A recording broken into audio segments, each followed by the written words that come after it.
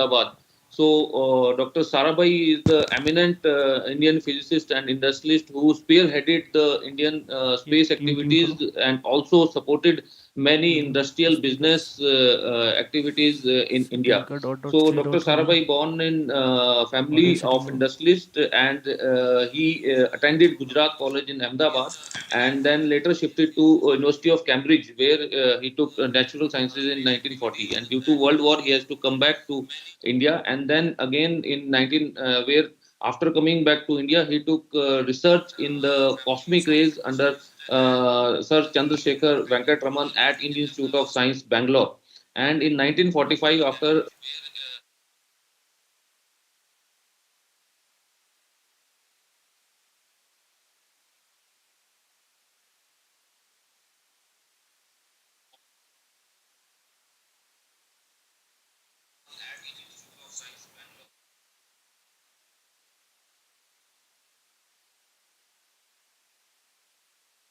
interest in both science as well as the other industrial activities is very vast, and he established Ahmedabad Textile Industries Association in 1947, and he managed this affairs till 1956, and also established Indian Institute of Management in 1952. And when the Indian National Committee for Space Research was established in 1963, which was renamed as Indian Space Research Organization later on, Dr. Sarabhai led that setup and also established our first supraequatorial rocket launching station in Trivandrum.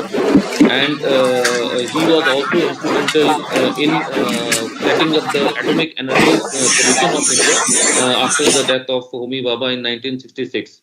And he played a key role in development of India's nuclear plants in the initial stages.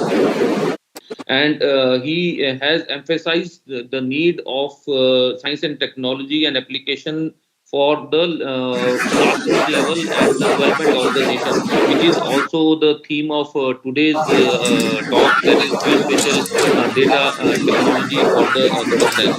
And Dr. Sarabhai has been awarded India's two highest awards, Padma Bhushan in 1966 and Padma Vibhushan in 1976. So, to celebrate life and work of Dr. Sarabhai, we each year Indian Society of Remote Sensing celebrates our National Remote Sensing Day each year on 12th of August. And I again welcome all the eminent speakers for today. And I request our president, Dr. Prakash Chauhan, to start the proceeding and with the inaugural address. Sir. Thank you, Dr. Praveen Thakur. Namaskar and good morning to all of you. And my greetings to all the members who are joining today's program, as well as all ISRS members and the dignitaries, eminent speakers, all executive council members. Greetings to all of you on the occasion of this National Remote Sensing Day. First of all, let me thank our three very eminent speakers, Shri G. Ashok Kumarji, who is the Director General of National Mission for Clean Ganga, Ministry of Jal Shakti. And we have also today Shri Ajay Tirkiji, who is Secretary, Department of Land Resources, Ministry of Rural Development.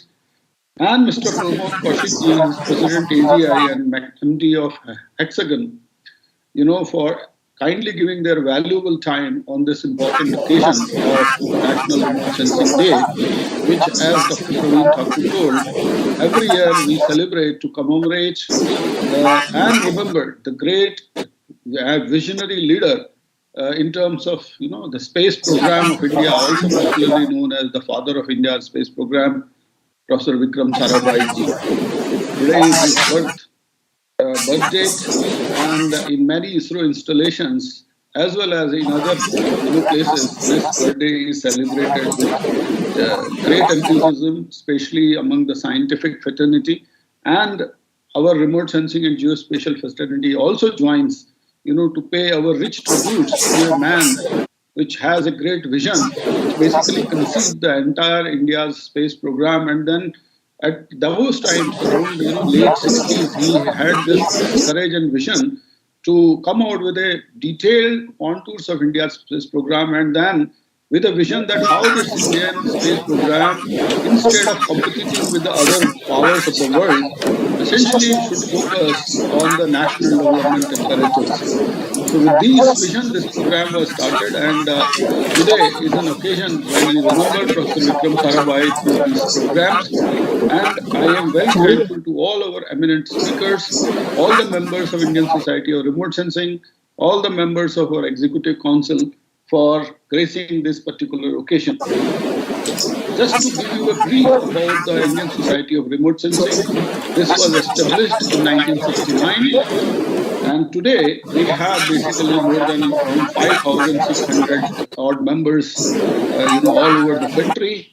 The society's main aim is to disseminate knowledge about the remote sensing technology, which essentially is being used for various applications in the field of mapping, planning, and managing of natural resources, and to also get an assessment about the environmental, impacts, as well as in new, domain. We are also worried about the variability of climate. So satellite remote sensing is also playing very important role in terms of addressing both the causes of greenhouse gas, causes of the climate change in terms of monitoring greenhouse gases for scaling, as well as it is seeing the impact of global changes or climate variability on various ecosystems in terms of providing information about indicators.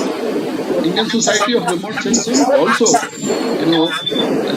runs a journal, which is basically now a monthly journal. It's called Journal of Indian Society of Remote Sensing. This journal is doing very well. Now it has got a very good visibility. And this year we have, achieved an impact factor of 1.9 or so. So I'm very happy to inform all the members and dignitaries, those who are present today, that, and I will encourage many of you to send your papers, important research contributions to the Journal of Indian Society of Remote Sensing.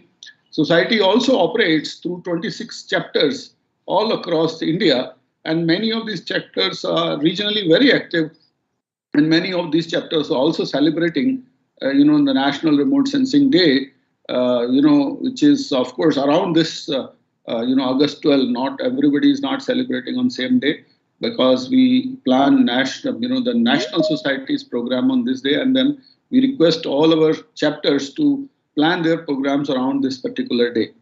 The importance of remote sensing was realized long back, and even Greek philosopher Socrates, has written that man must rise above the earth to the top of the atmosphere and beyond. Only thus he will be able to fully understand the world in which we live. So in the true spirit of the thought process of Socrates, India currently operates a fleet of Earth observation satellites, fleet of communication satellites, as well as we also have a regional constellation of navigation satellites. So all these three technologies put together are basically now forming what we call as the geospatial ecosystem in the country. Government of India has also taken very important initiatives in last 2 to 3 years to, do the reforms in space sector as well as reforms in the geospatial sector. And by these reforms, large amount of participation of private sector is also being encouraged, and ISRO is also gearing up for that. And we have also already constituted a regulatory body called InSpace, and already the InSpace have started functioning, which basically will enable the participation of private industry into various segments of space activities.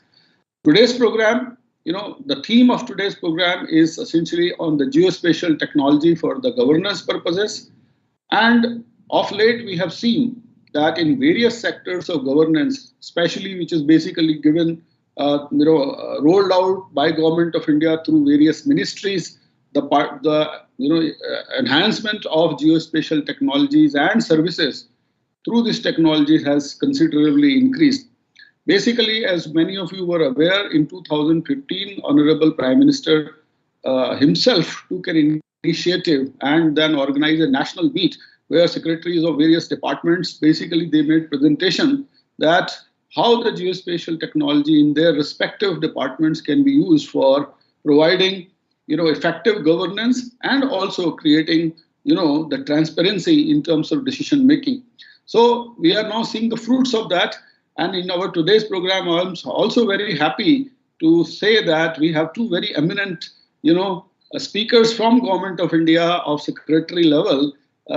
Shri G. Ashok Kumar ji is with us. I welcome you, sir, once again to this particular program. And then we will also hear from Ajay Tirki ji, who is also secretary at Department of Land Resources, as well as industry participation by Pramod Kaushik ji is also well appreciated. I'll not take much time. Once again, I wish the National Remote Sensing Day greetings to each one of you, and I'm sure that today's program will be very popular among the geospatial community because we are bringing today the experts, those who are using geospatial technologies in their respective field, especially in the field of Clean Ganga mission. I know that with our involvement, NRSC, ISRS, we have done very good work. Piyush is also there, and then Ashok ji is spearheading this particular activity. And similarly for the Department of Land Resources, a lot of work has been done where the inputs from geospatial technology have gone. Association of Geospatial Industry is also doing fantastic job in terms of bringing a lot of industry champions and leaders on one platform and trying to sensitize Government of India in terms of resolving issues related to the geospatial industries. From the ISRO's perspective, we have been working very hard in terms of bringing and providing continuity of the Earth observation services by augmenting our fleet of Earth observation satellites. And on behalf of Secretary Department of Space and as Director NRSC, I can ensure the geospatial community of country that ISRO will be leaving no stone unturned in terms of providing Earth observations capabilities from space as well as from aerial and UAV platforms. Thank you very much for each one of you for joining today's program. Thanks a lot. Thank you, sir, for your guidance and information about our Indian Society of Remote Sensing. And I again, on behalf of ISRS, welcome all the eminent speakers for today. So starting with the first talk of the day, I will briefly introduce about our Honorable Speaker G. Ashok Kumar ji, who is the currently working as Director General of National Mission for Clean Ganga in Additional Secretary rank in the Ministry of Jal Shakti, Government of India. Dr. Shri Ashok Kumar ji is the 1991 batch IS officer belonging to the Telangana cadre, and he has served as Joint Secretary in Ministry of Civil Aviation, where he set up the various aircraft accident investigation bureau and played a key role in reviving the airline industry. He is the winner of Telangana Excellence Award for 2018 and Jal Mitra Award in 2002. He has initiated and completed many infrastructure projects like Outer Ring Road, Krishna Phase 2 drinking water pipeline, Godavari drinking water pipeline project in Hyderabad, and as Principal Secretary BC Welfare Department, he was instrumental in starting 119 residential schools in all the assemblies on 12th of June 2017. He has also worked extensively in the sectors related to power, medical, health, urban planning, urban water, information technology, education, tribal welfare, and sports. And he has made significant and diverse contributions in the field of water and sanitation sectors. Just to name a few, he was the main person behind the Catch the Rain Where It Falls, When It Falls in 2022. And also, he has paid extensive this campaign, countrywide campaign, Jal Shakti Abhiyan, and which was launched by Honorable Prime Minister on 20th March 2022. And his campaign led to the largest rainwater harvesting campaign in the world. And this success is also makes him the popularly known as the Rain Man of India. And he has also started the popular lecture series, the Water Talks, which happens every held was third Fridays of every month, starting from the World Water Day in 22nd March 2019. So, with these few words, I will request Shri Ashok Kumar ji to give us his popular talk on the National Remote Sensing Day. Welcome, sir. Uh, Thank you, Dr. Praveen Thakurji. Very long introduction. Thanks for that. Sri Ajay Chikisa, Secretary, Department Land Resources, Dr. Prakash Chavan, Director NRSC, Dr. Mr. Pramod Kaushik, President AGI, and all other members of the ISRS who are here today. Very warm greetings on the occasion of the occasion of the National Remote Sensing Day. It's very heartening that this particular topic is very close to my heart. Partly because I hail from Trivandrum, where the Tumba is existing, and all my classmates they are the part of the PSLV program. In the most of the launch directors are from my classmates actually. Heading this space research program in the country. So I'm very happy to be associated with that. And with the small failure we had on the small satellite launch vehicle the other day on August 6th, our space program had been always been a winning horse. Our satellite, our mission to Mars has been applauded by everybody. So a lot of improvement and a lot of technological leap which we have made in the space sector is something which is India can be very proud of, and I'm also very proud to be associated with that. Also, while I was Joint Secretary Civil Aviation, I could associate with the Ganga satellite, which was used for the now tracking, GPS tracking for the aircraft, etc. So this is something which had been very personally my favorite, one of the favorite topics. Also, Sarabhai sir, one of the pioneers of Indian scientists who had a great vision how to use science for peace, because I think he was the one who actually impressed upon the Prime Minister at that time, Jawaharlal Nehru, to set up science and the improvement of scientific temper among the people of India and use it for peace. That is very important, because when we were talking about atomic energy, probably using atomic energy for destructive purposes, he was the one who was fighting for using those technology also for peaceful purposes. And I started also my career in the TIFR, in the cosmic ray physics, where cosmic ray lab, where Sarabhai ji was there earlier. So that is also in association with him. So extremely proud and happy to be part of this program today. Now, coming to NMCG and the association with the remote sensing facilities, we had been a very big user of for various aspects of it. NRSA and Survey of India, so they have been supporting us in many of our endeavors. In fact, Namami Gange's authority order mandates the use of spatial information and technology in river rejuvenation. So there is mandated use of geospatial information technology and the associated information from that for mapping the river basin, the flow of drains into the river, and also for the water quality monitoring. So this has been embedded into the psyche of NMCG. So I'm very happy that the many partners who are today here are very closely associated with NMCG for in its pursuit to keep the Ganga clean. And our team has also done extremely well. We have got many awards also for this, using this remote satellite technology in a big way. Last year in 2022, we got the ESRI SAG Award, Special Achievement Award in GIS in 2022 from almost 10 lakh organizations. It's a very proud movement for India, because in California, when they announced that this ESRI SAG Award goes to Namami Gange, we felt it's a sort of acknowledgement of the efforts which Namami Gange team, in support with the NRSA and other team, had been doing for river mapping and various associated research projects in this.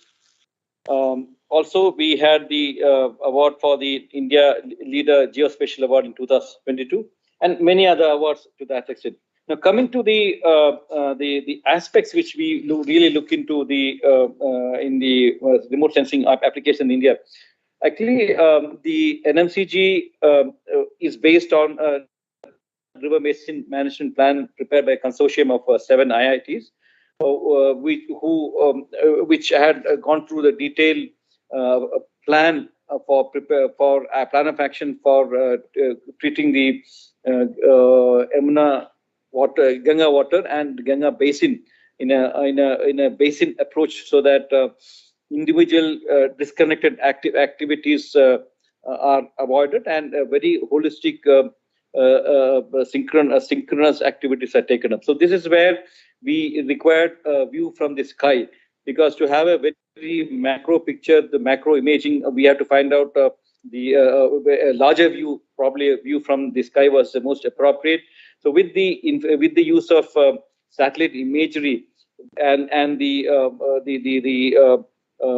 change in the course of river over the years, change how the sand sedimentations had shaped the diversion of a river, or meandering of the river, how the locations of drains which actually pour in a lot of dirty water into the river from the sewages from the towns and municipalities on the basis of the Ganga River, how the structure, the paleontologic structure under the riverbed and all, were very instrumental in planning, doing the planning processes. All these things we could get it from the remote sensing in data, and we are thankful for to the scientists for getting this huge amount of data, which we are actually grappling very hard to sort of number crunch it and then analyze it and come out with a much more fruitful plan of action. We have tied up with GIZ and other technical experts also to do this to data crunching for us and help us in getting a totally data-based, research-based program for the river rejuvenation and the augmentation of the river water in the river sector. Now, we also have the big challenge of the climate change. So from the Ganga's journey from Himalayas to Bay of Bengal, as I said before, the sewage burst from urban sectors along its banks, effluents from industries, municipal solid waste, polluting waste from other non-point sources like agriculture, etc., are one of the major sources of pollution for the river. So, and moreover, we find that large-scale abstraction of water from River Ganga for different purposes like agriculture, etc., actually reduces the flow of water in the river, and the water which otherwise flowing happens to be lots of sewage and dirty water coming into it, which actually reduces or the quality of life, I would say, of the biodiversity in the field. But thanks to the efforts of Namamingye in the last 5-6 years, we have really revived the mainstem Ganga. The biodiversity has come back. We find a lot of species coming back. We find the number of dolphin increasing. We find number of small the dolphins, kids of dolphins coming up in a large number. We also find other bio indicators like microorganisms and fishes coming up in a large numbers, which is a very clear indication that the quality of water, which we have been trying to monitor, has really improved. And these are also supported by the observations from the CPCB, who does the real checking up. So let me also tell you what are the other major interventions which we do with the geospatial technology and NRSA. We had been, as I said, attaching high priority for research and evidence-based decision making, with a special place for use of satellite information, and Internet of Things, big data, digital twins, etc.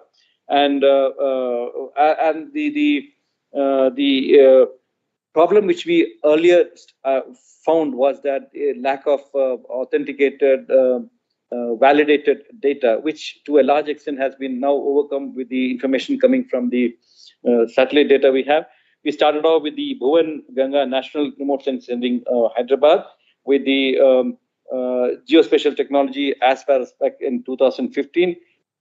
Bhuvan Ganga geoportal provides platform to manage, access, visualize, share and analyze geospatial data, non-spatial data products and service towards spatial mashups to support NMCG's objectives of environmental and ecological improvement within Ganga River.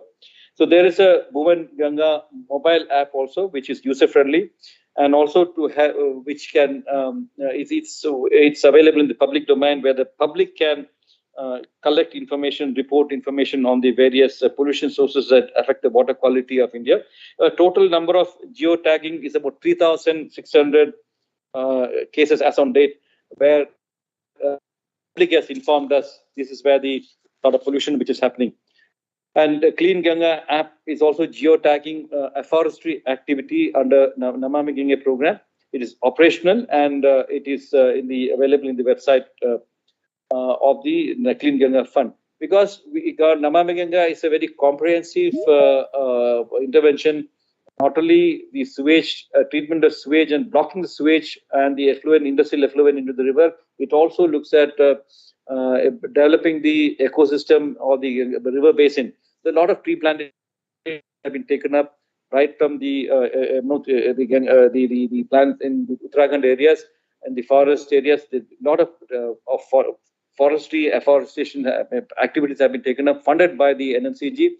So we keep track of the progress of these afforestation activities and also the changes happening in the ecology there through the applications of the NRSC. So that has also been very helpful to us.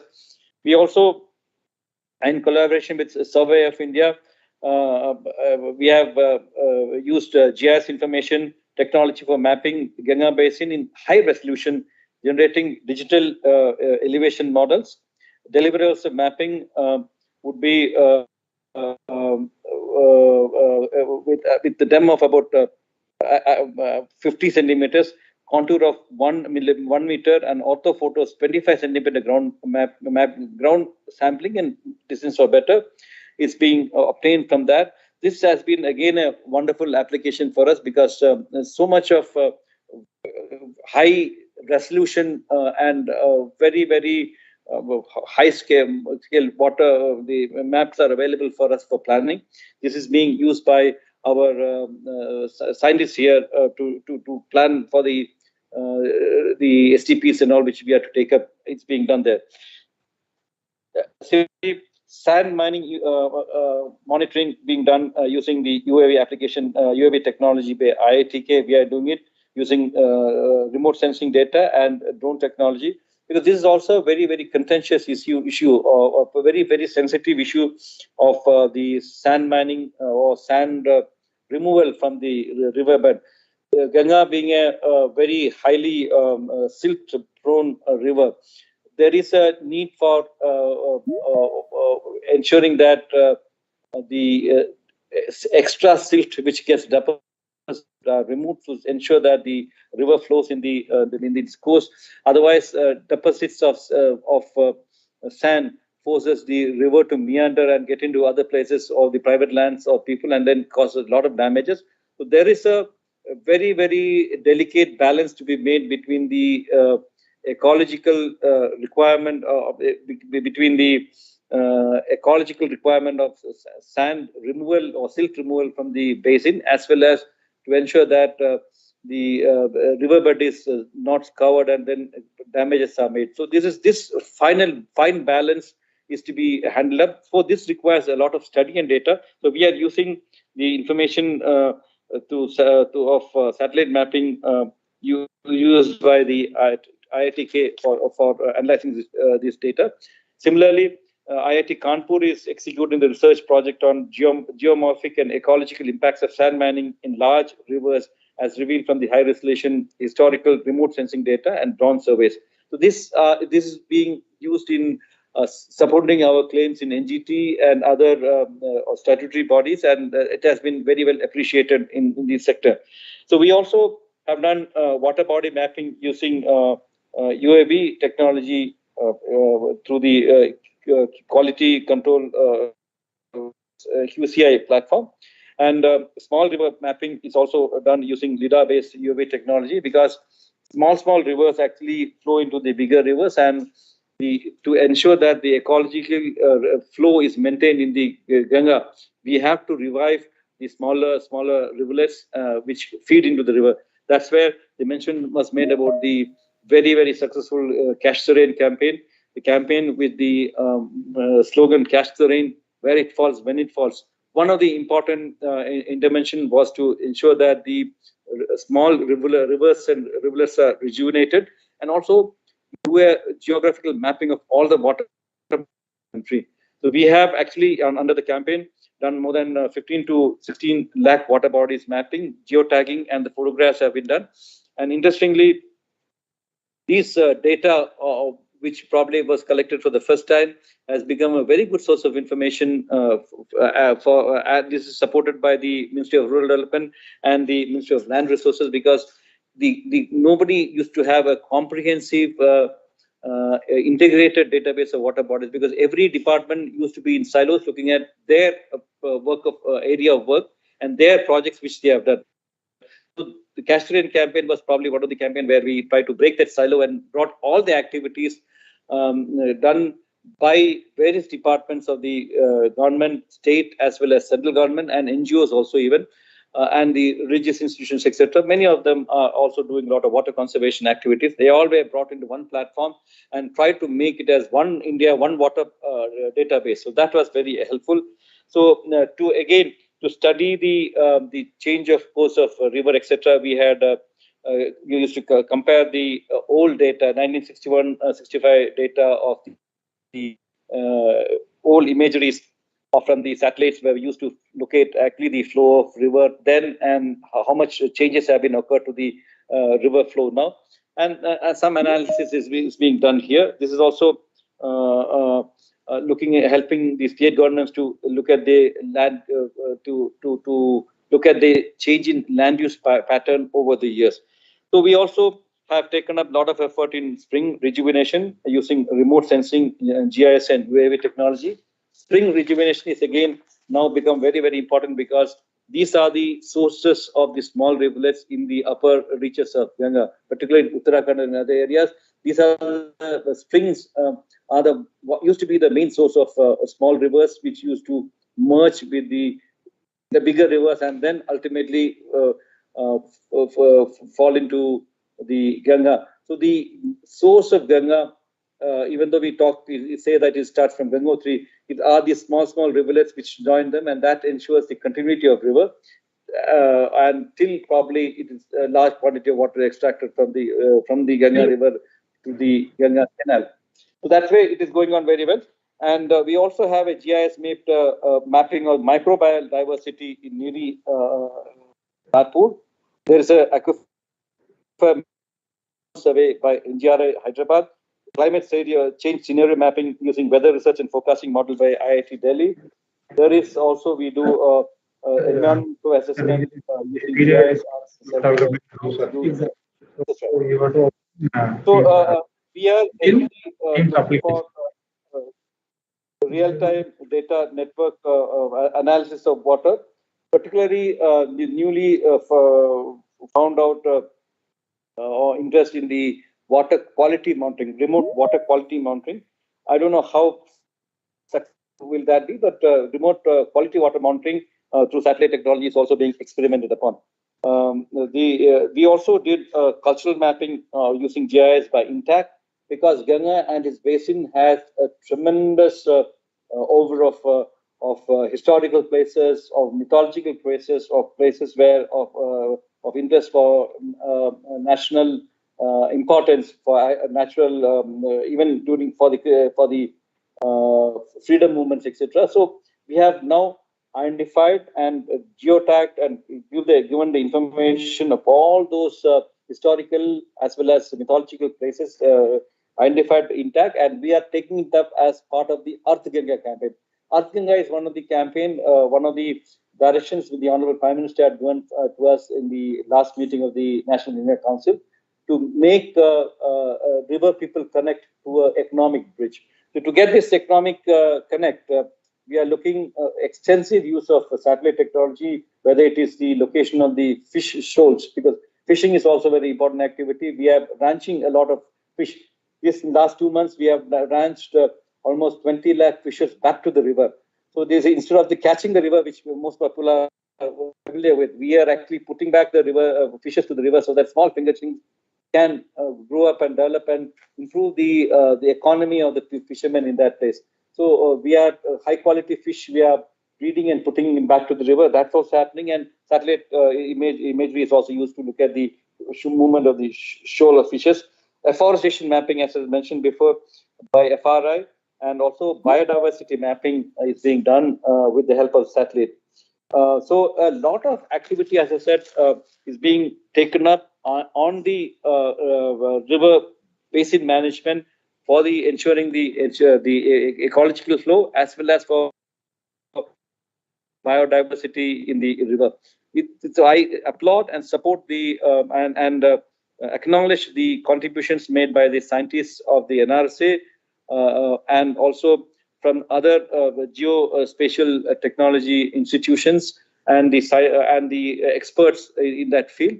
We are also trying to set up a war room or sort of thing in NMCG, where we'll try to display this type of information of high DM pictures, imageries of various Ganga basins and the tributaries of Ganga onto the water screen, and probably do a real-time monitoring of the flow of water and also the functioning of STPs.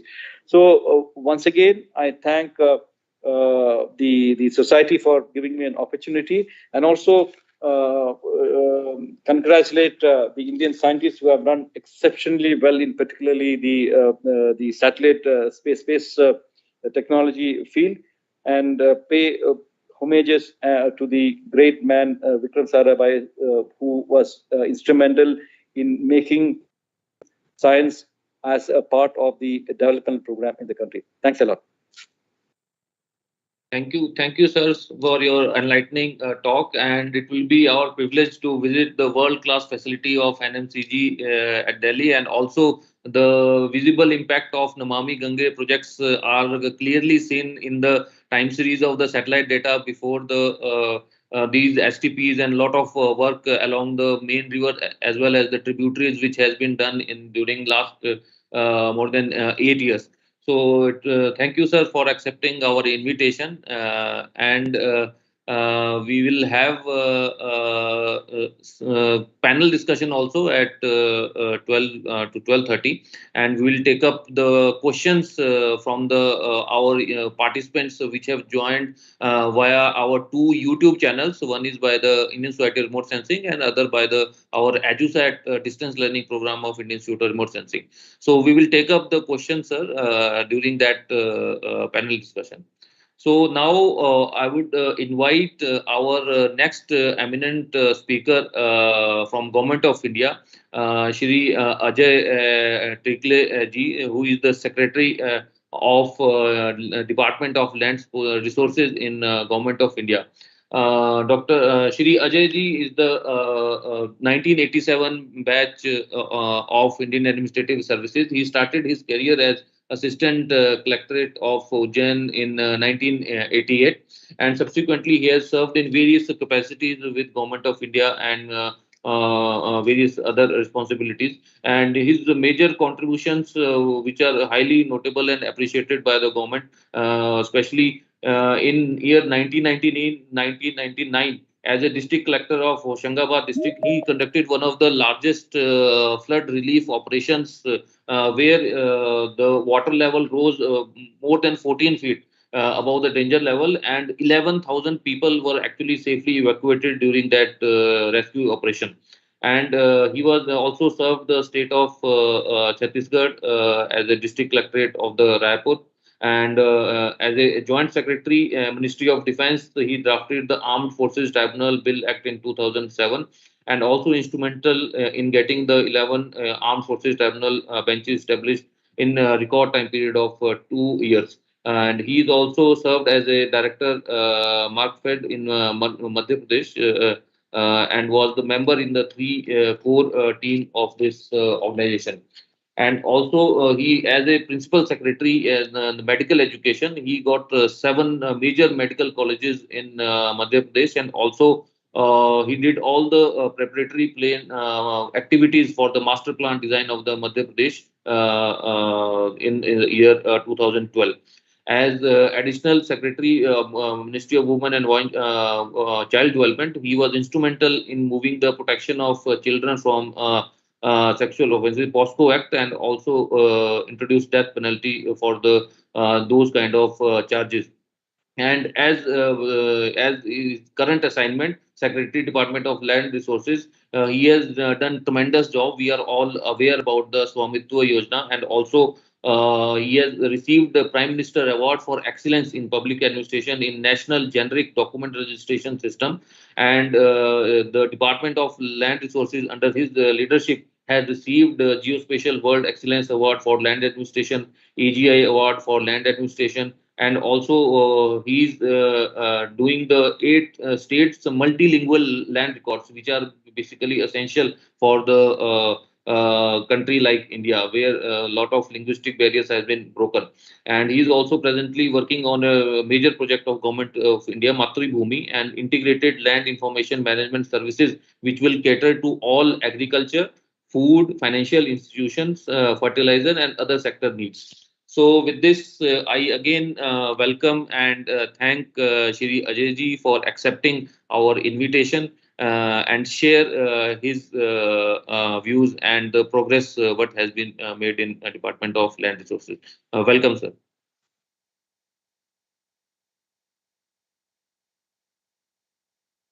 Good morning to all of you. Um, Good morning, Dr. Prakash Chauhan, Director NRSC and President ISRS.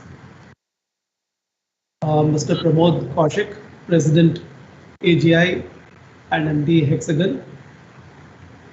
Shri G. Ashok Kumar, Director National Mission for Clean Ganga, and all who are connected to this event. At the outset, let me extend my warm wishes to all ISRS and its members. A very happy remote sensing day for all of you, and I convey my best wishes for more increased applications of remote sensing in governance, which is very vital for all of us, the various sectors and India. On this occasion of the birth anniversary of Professor Vikram Sarabhai, let me extend my best wishes to each and every remote sensing fraternity stakeholder, because his vision for developing remote sensing applications has led to one of the most acknowledged scientific applications program across the globe, especially for its societal benefits of unprecedented scale in India. Upfront, I would like to state that remote sensing and GIS applications, with which all of us are deeply connected to, we see these both as the way forward for transforming India because of its immense potential and possibilities of making use of huge expansive data sets for policy making and day-to-day governance across sectors. We are also aware of the fact that the Earth observation satellites have successfully established many operational applications in the country. Both at central and state level, there are a large number of users who utilize space-based inputs for various purposes. We are aware that the important missions in terms of IRS series of satellites that has enabled unique applications of space-based imaging like Cartosat, ResourceSat, OceanSat, BRISAT, Mega, Tropics, Saral, INSAT series, and host of other satellites have contributed immensely in all these various sectors. The highlight of the above programs is that the application-oriented focus and the benefits that accrue to the country through these programs is very vital for all of us.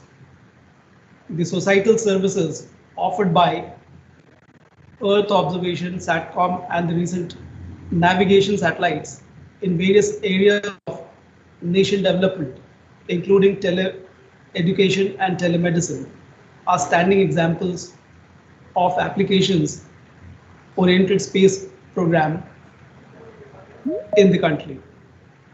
We are aware that remote sensing applications projects at national, state, and local levels are being carried out through a well-established multi-pronged implementation architecture of national natural resource management systems in the country. During the past many years, Indian remote sensing satellite constellations have taken giant strides in ensuring many areas of application.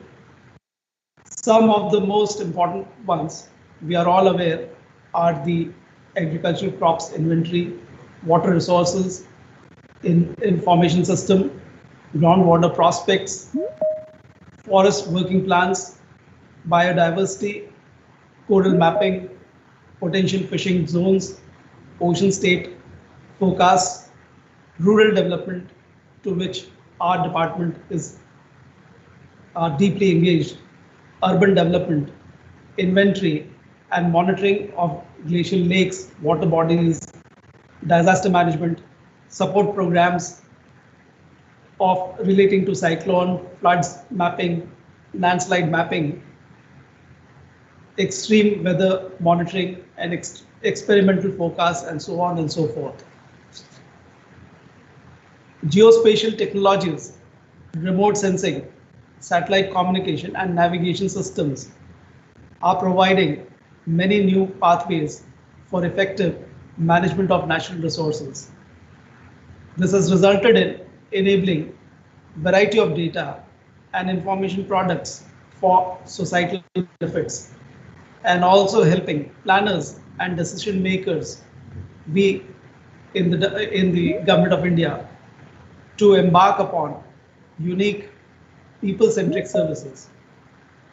Web, geoportals and mobile technologies, especially the Bhuvan geoportal, are very popular platforms, and we are deeply engaged in the Bhuvan geoportal being used by the department and this department as well as other departments of the government of India. The government has successfully adopted use of such technologies for the benefit of people at large. And this includes the central, the state governments, the departments, ministries, in ensuring best of solutions for optimal management of national resources, support services for good governance and societal development. Through a well-coordinated effort, this system has been able to provide several important applications that are becoming people-centric day by day. This department, our department of land resources, has been associated with remote sensing since early 80s, especially with regard to assessment of wastelands, followed by detailed mapping approaches that is currently evolved in the web GIS based framework of watershed monitoring using latest high resolution data sets. Applications developed for wasteland monitoring graduated from course level assessments to fine scale assessment at 1:50,000 that evolved into analyzing the dynamics of wastelands over the years. Such analysis has strengthened the policy decisions and decision making across sectors. We are all aware that in an effort to productively use India's wastelands data, the Ministry of Rural Development came out with the Wasteland Atlas 2019. It was significant as it takes into account 12.08 million hectares of unmapped area of Jammu and Kashmir for the first time. The effort has resulted in estimating the spatial extent of wastelands for the entire country to the tune of 55.76 million hectares. Support of remote sensing for micro hydrological resource assessment and detection of assets created to reduce runoff and increase concentration time has brought in higher level of transparency in managing rural water resources at the local levels. The approaches are aimed to integrate data sets prepared for decentralized planning purpose as well as for monitoring purposes. Apart from land resources assessment, support for rural development has been on the other domain fronts. Efforts have been significant. Application for assessment of groundwater, completion of rural roads, decentralized planning for Gram Panchayats, to name a few, have been path-breaking. Groundwater prospects maps 1:50,000 scale prepared for entire India using satellite data form a comprehensive database on groundwater development and are useful for narrowing down the target areas for selection of sites for drilling new wells. Solution, in fact, helped to increase efficiency of well siting by up to 90%. It has also helped in identifying sites for recharge structures as well. Efforts have progressed into development of detailed scales 1:10,000 groundwater prospects commensurate with local micro level planning needs for the critical areas.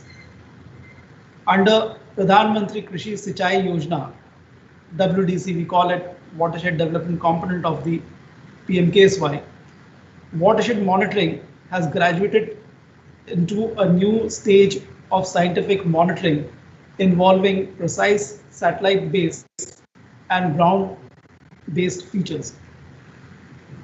Initiated with Srishti Drishti, a mobile app-driven web-enabled remote sensing platform for visualization and analytics, the program hereafter will involve advanced methods, standard indices, and customized indicators are derived from Earth observation for reporting the success of field level interventions.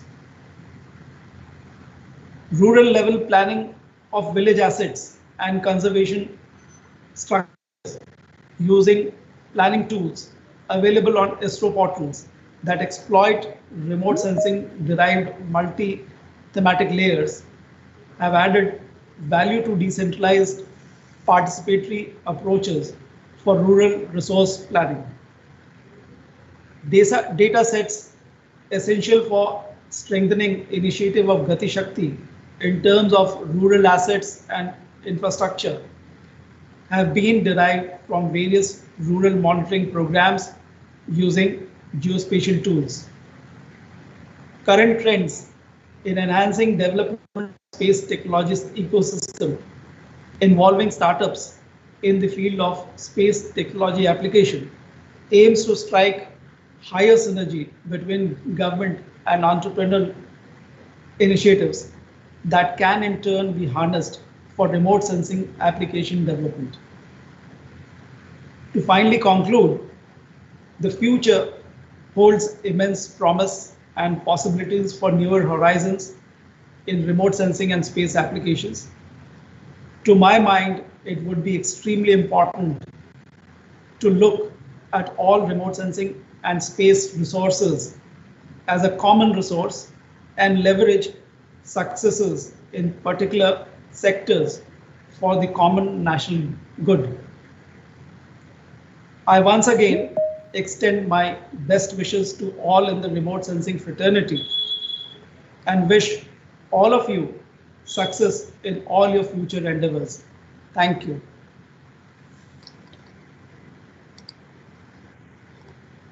Thank you, sir, for your this in popular talk, and also giving the full gamut of the applications which space technology and also your ministry has been utilizing for last many years. So we look forward Yeah. for your active participation as well as feedback in these applications to point out where we can improve and how we can support you in providing the base data sets as well as the advanced applications which will support various development activities of the government.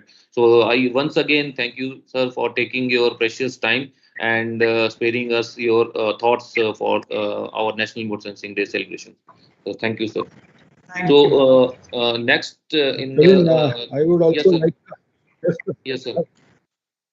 Praveen, before you proceed, I would also like to thank Mr. Ajay Tirkiji, Secretary, Department of Land Records, for sparing his valuable time and highlighting the very important contributions which geospatial technology is basically making as far as the work of Ministry of Rural Development and Department of Land Records are concerned. In fact, we have a very good working relations with this particular department, and large amount of work through NRSC, IIRS, and other ISRO institutions is being carried out, and Turkey Saab is a big supporter of geospatial fraternity. So once again, sir, I would like to thank you for your patronage and support for geospatial fraternity. And thank you for joining and giving your valuable time today. Thank you very much. And I look forward to all the future engagements with remote sensing and NRSC. Thank you very much. Thank you, Thank sir. you. And Thank you, sir. sir, if you can spare few moments at 12 o'clock, we have a small panel discussion. So we'll be taking few question answer sessions Okay. and some concluding thoughts during 12 Yeah, to 12:30. Yes, definitely. yes, sir. Thank you, sir. So next we have our main industrial some eminent speaker, Shri Pramod Kaushik ji. Pramod Kaushik ji is the president and managing director of Hexagon India, and he is also president of Association of Geospatial Industries in India, and he has a vast experience in this particular field of over 30 years. And earlier he has worked with the Rockwell Automation and GE, and in the last assignment as a GEO of Digital Solution ONG India, South Asia region. Within this tenure at GE, he was honored with the awards like Heroes of Growth and GE Energy Spark Sales Excellence for building and organizing the teams to drive growth in this particular field. And Shri Pramod ji joined Hexagon in February 2017. Shri Pramod ji has a master's degree in electronics and communication from Delhi College of Engineering, Delhi University, and MBA from Faculty of Management Studies, Delhi University. He is a skilled yoga practitioner and avid reader and a delightful speaker. We again welcome Shri Pramod ji for this our celebration. And I will be reading his message which he has sent us. and also playing the recorded message which has been given by Pramodji, as he has a certain assignment now. So I'll be sharing my screen.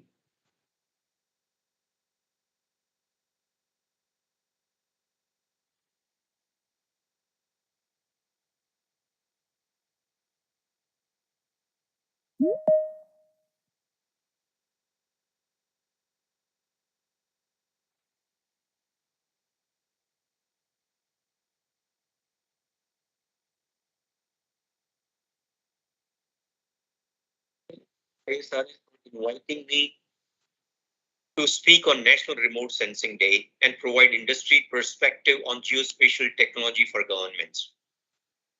In the august presence of Shri Ajay Trikeji, Secretary Department of Land Resources, Shri G. Ashok Kumar, Director General NMCG, Dr. Prakash Chauhan, Director NRSC, and President ISRS. Other scientists, engineers, and the dignitaries. The topic today is geospatial for governments. If you look at the framework in the country, everyone, politicians, economists, urban local bodies, central governments, state governments, social organizations, geospatial as an industry, and citizens have to really contribute as stakeholders for the urban and rural governance. Without everyone pulling together and working together closely, this governance is not going to be successful in the country. Why only in ours, but anywhere else as well. And this has to be backed by technology, innovation. We have to provide some backbone. And this is what is providing a backbone for the good governance. If you look at the very first on the top, we have to have the technology. And there's so much available in the country today. There are a lot of scanning tools and technologies, whether it's LIDAR, radars, ground penetrating radars, EML, on the side, which is very basically GNSS and positioning. So all the GNSS, GPS systems, IoT sensors, terrestrial positioning systems. On the Earth observations, of course, we're all masters of it. Satellite, remote sensing, drones, UAVs, aircraft, photogrammetry. This actually technology is fed into, and others are really working on this. These days, there's so much happening on artificial intelligence, AI, ML. These technologies of the so-called geospatial technologies have to work together along with the latest tools and tackles like AI, ML, GIS, modeling simulations, big data analytics, and rest of the new things which are coming to do this entire data which has been collected by surveying and mapping into data processing and analysis. When this processing analysis happens, we need to use this information for workflow integration and workflow design. So if you look at in the workflow, building information systems,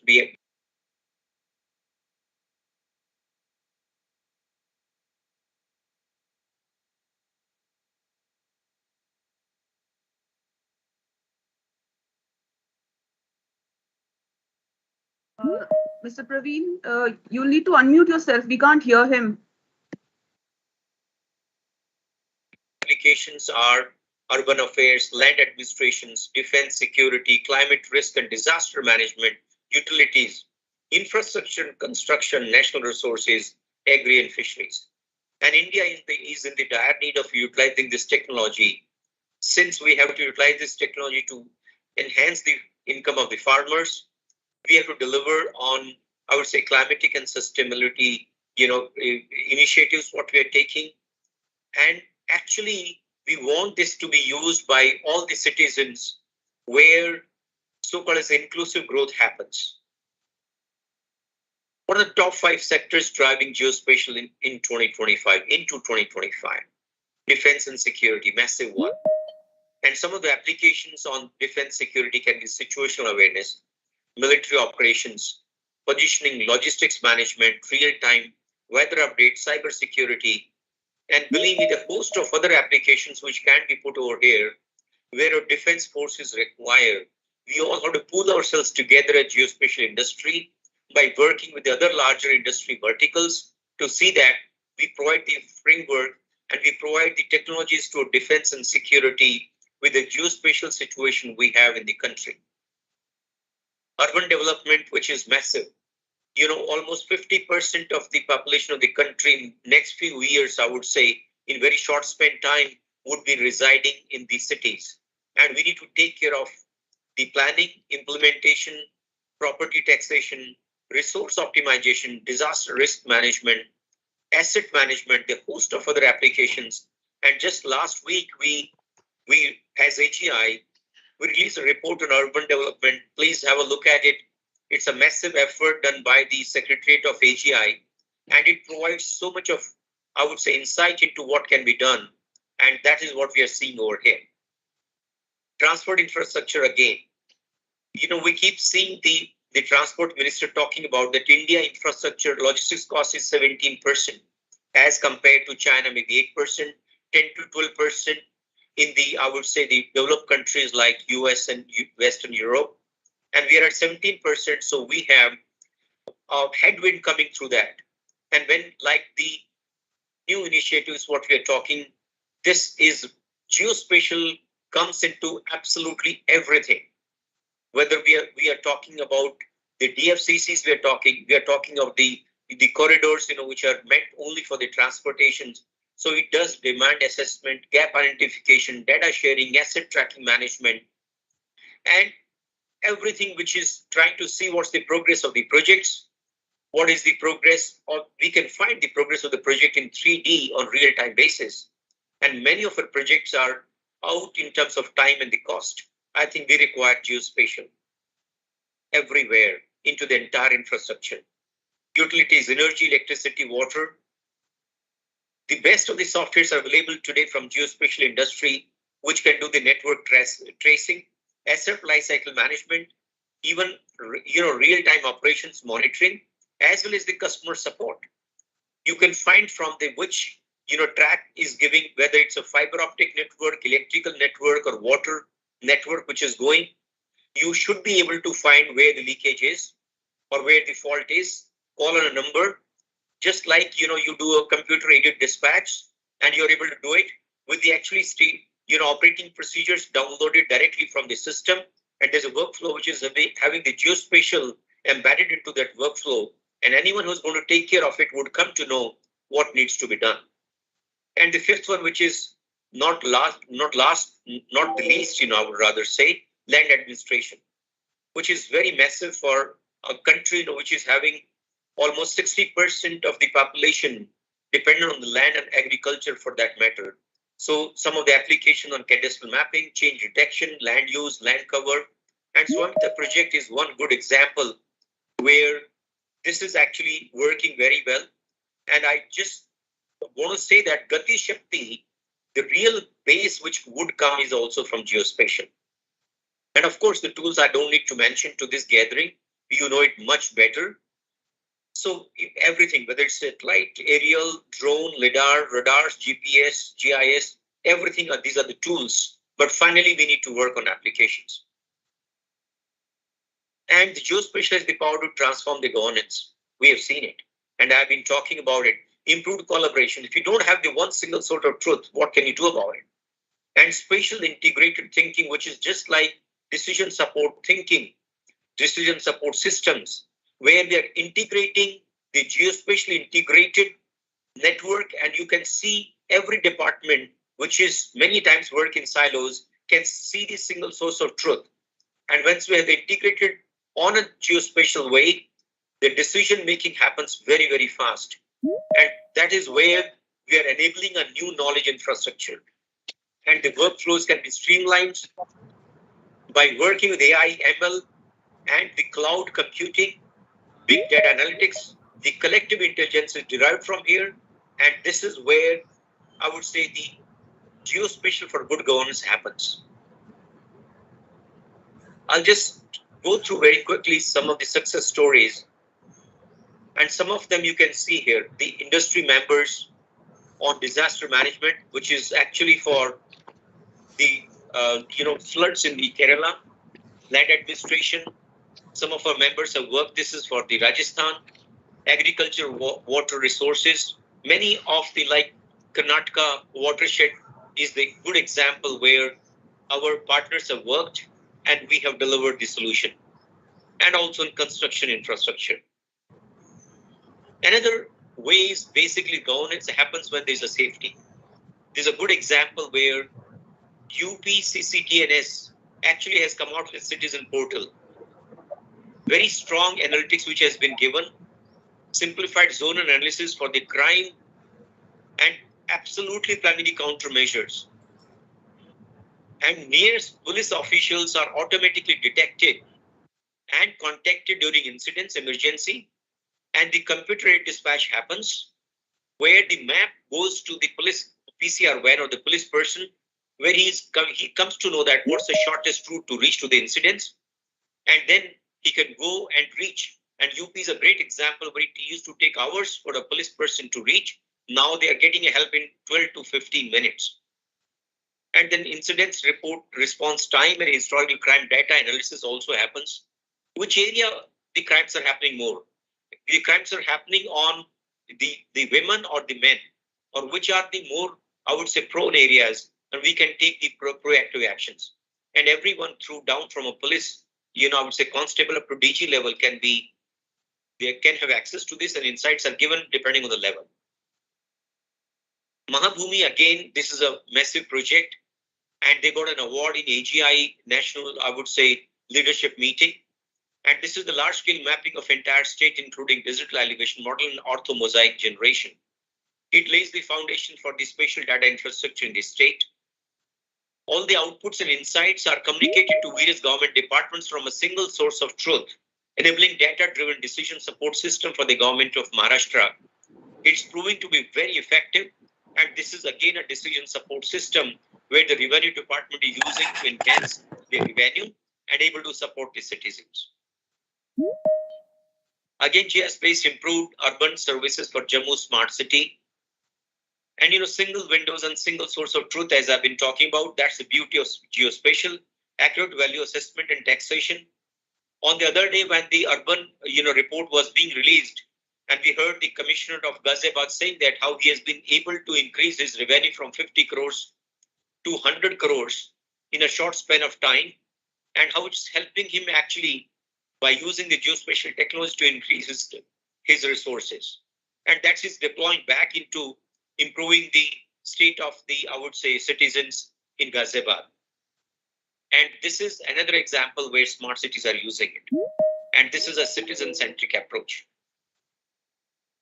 And some of the, let me just tell you, till now I've been talking about how the governance can happen by using the geospatial technology. What is the framework? And some of the examples. Now I would like to just very briefly talk about what are we doing in AGI so that the larger role of AGI is seen by much larger audience. That's our mission, to the voice of geospatial industry in the country and creating business opportunities for geospatial industry by advocating applications. And we are providing a conducive policy environment by working with the government and assisting the members in their business development and growth, because geospatial industry has to grow if this is a mass adoption which has to happen in every state, in every vertical. And these are objectives were taken for next 2 years. Being, creating thought leadership in the country, opportunity creation for the members, industry support and the development, very important. Policy advocacy in a very positive way by working with each of the government departments. Talent development, the capacity building, very important, and enhancing the geospatial adoption. I don't know, teach to the choir, you all know it. And the senior leaders who are sitting on the dais are able to see that they have been utilizing it and what are the benefits. But we want a large scale adoption, and that's how we have taken the objectives. We're open to tweak them with your feedback. And these are the government departments we are working with. I'll not name all of them, but just the major ones. Geospatial nodal departments like Earth Sciences, DST, Survey of India, for FSI, National Remote Sensing Centers. And I'll not name all of them. Agriculture, Ministry of Agriculture, Water, Jal Shakti, National Mission for Clean Ganga, and state water boards, land resources. All the departments within land resources, I would say, we are working with. And then on the utilities, Ministry of Electronics and IT, Power Energy, Department of Telecommunications, Infrastructure, Railways, CRIS, Road Transport and Highways, massive user of, I would say, geospatial equipment, sensors, and the softwares. Ministry of Civil Aviation, again, a big user. And in the urban development, this is again, like we just gave an example of smart cities. And there's a massive deployment in every smart city in terms of doing surveys, providing the mapping, and providing the decision support system and integration of the geospatial framework with all other, I would say, like whether you're using a SAP or you're using other CRM tools or using the traffic lighting system, all this get interconnected.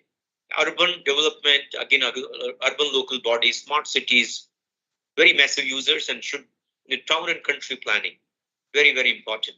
We are working closely with them as well. So these are some of the departments we're working. And some of the other initiatives, we are really working to see that the second UNWGCI National Organizing, Committee we are contributing as part of that, and this is done successfully. And AGI is part of this organizing committee. We are enabling active engagement between industry and nodal agencies. We had multiple of them, and we are continuing to do it. Regular industry surveys. We did recently a survey, and I would ask Megha to share the survey report with, I would say some of these departments and with you as well here. Opportunity creation networking, very important. We would want the industry to work together among themselves and providing and getting a very holistic approach on this. And some of the talent development, we are doing MOUs and engagements with the government agencies and academia. And of course, we come out with newsletters, sector-specific reports. We are very active on social media. Please do go to our WhatsApp, Twitter, and rest of the accounts on social media. There's a lot of activity happening, and very happy to share that our engagements on some of these platforms is very high now. And I would rather say in the end, we are your geospatial industry partner, AGI. Thank you so much.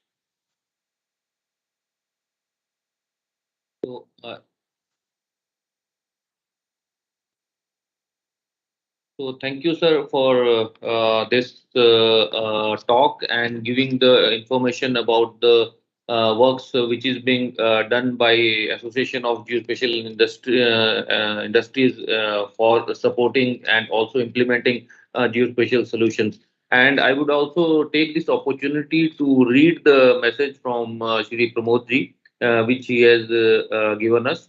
The day 12th of August is celebrated each year as National Remote Sensing Day to commemorate the birth anniversary of Padma Vibhushan Dr. Vikram Sarabhai ji, the father of Indian space program.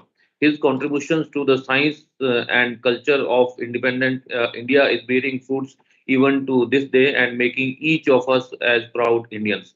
Today, as we celebrate 75th year of independence with the clarion call of Azadi Ka Amrit Mahotsav, we should not fail to acknowledge the tremendous contribution of Dr. Sarabhai that made India a scientific and a cultural leader in the world. And some of the premier institutes he established range from ISRO, Physical Research Laboratory, Operation Research Group, Nehru Foundation for Development in Ahmedabad, Indian Institute of Management, Ahmedabad Textile Industry Research Association, SEPT University, the Darpana Academy of Performing Arts. The geospatial industry is forever in debt to the Dr. Sarabhai for his immense contribution to the field and for laying the foundation of institutions that even to this day enable us to serve our nation and create a positive impact in a global arena too. The geospatial industry appreciates and thanks the Indian Society of Remote Sensing for celebrating this day and for inviting AGI to be part of it. Thank you. Thank you, sir, for your message on this important day and also giving your valuable time for this celebrating this particular event. Now, next we have our Honorable President ISRS and Director NRSC, Dr. Prakash Chauhanji, as our speaker. So Dr. Prakash Chauhan does not need any introduction. Sir has been the leader in the field of remote sensing for more than 3 decades now. Dr. Chauhan obtained his postgraduate degree in applied geophysics from University of Roorkee, which is now IIT Roorkee, and PhD in physics from Gujarat University, Hyderabad. And prior to joining NRSC Hyderabad, he was a director at the Institute of Remote Sensing, where he nurtured all of us to achieve our goals till from April 2018 to 2021. And he joined ISRO in 1991 at Space Application Scientist, Space Application Center, Ahmedabad, as scientist, and worked in the applications of space technology, including remote sensing for geoscience, atmospheric and oceanic processes, natural resource management, and he initiated for the first time in India the planetary remote sensing at Space Applications Center to study solar system objects, mainly Earth, Moon, and Mars through Indian planetary missions. And he also served as group director at SAC for Biological and Planetary Science Division during 2014 to 2018. His major contributions are in the Earth observation application for the development of ocean color parameter retrieval, marine resource assessment, aerosol remote sensing for space, from space, and air quality monitoring, river and reservoir water level estimation from spaceborne altimeters, and coastal zone management. And he has been supporting the use of remote sensing for understanding the climate response for the Himalayan cryosphere and air quality from space. And he has been the leader in hyperspectral remote sensing, especially leading the Chandrayaan-2 and Chandrayaan-1 hyperspectral remote sensing instruments such as IRS, and also the scientific analysis instruments in the Mars orbiter mission of ISRO. And his recent work on Chandrayaan-2 using IRS spectrometer data has resulted in unambiguous detection of H2O and OH molecules on the surface of Moon. As director of IRS, he has spearheaded many research and capacity building activities in the field of remote sensing and application. You can go ahead now. Yes, sir. Yes, sir. And he has been awarded many awards, including the PR Pisha Rotri Award in 2004 and Dr. Vikram Sarabhai Hariom Parishit Award in 2009. And he is a member of many prestigious academies like NASI and Indian Society of Remote Sensing and Indian Social Science Academy. So I again invite Director NRSC, who is the main technology provider for the geospatial data, as well as for the interface between Government of India and ISRO. So I again welcome Dr. Prakash Chauhan to present his. Thank you, Dr. Praveen. You can see my presentation? Yes, sir. Yes, sir. We can see. The presentation visible? Yeah. Okay. So, good afternoon to you all the members of the ISRS Society, as well as all those who have joined this particular program on National Remote Sensing Day. My greetings to each one of you once again.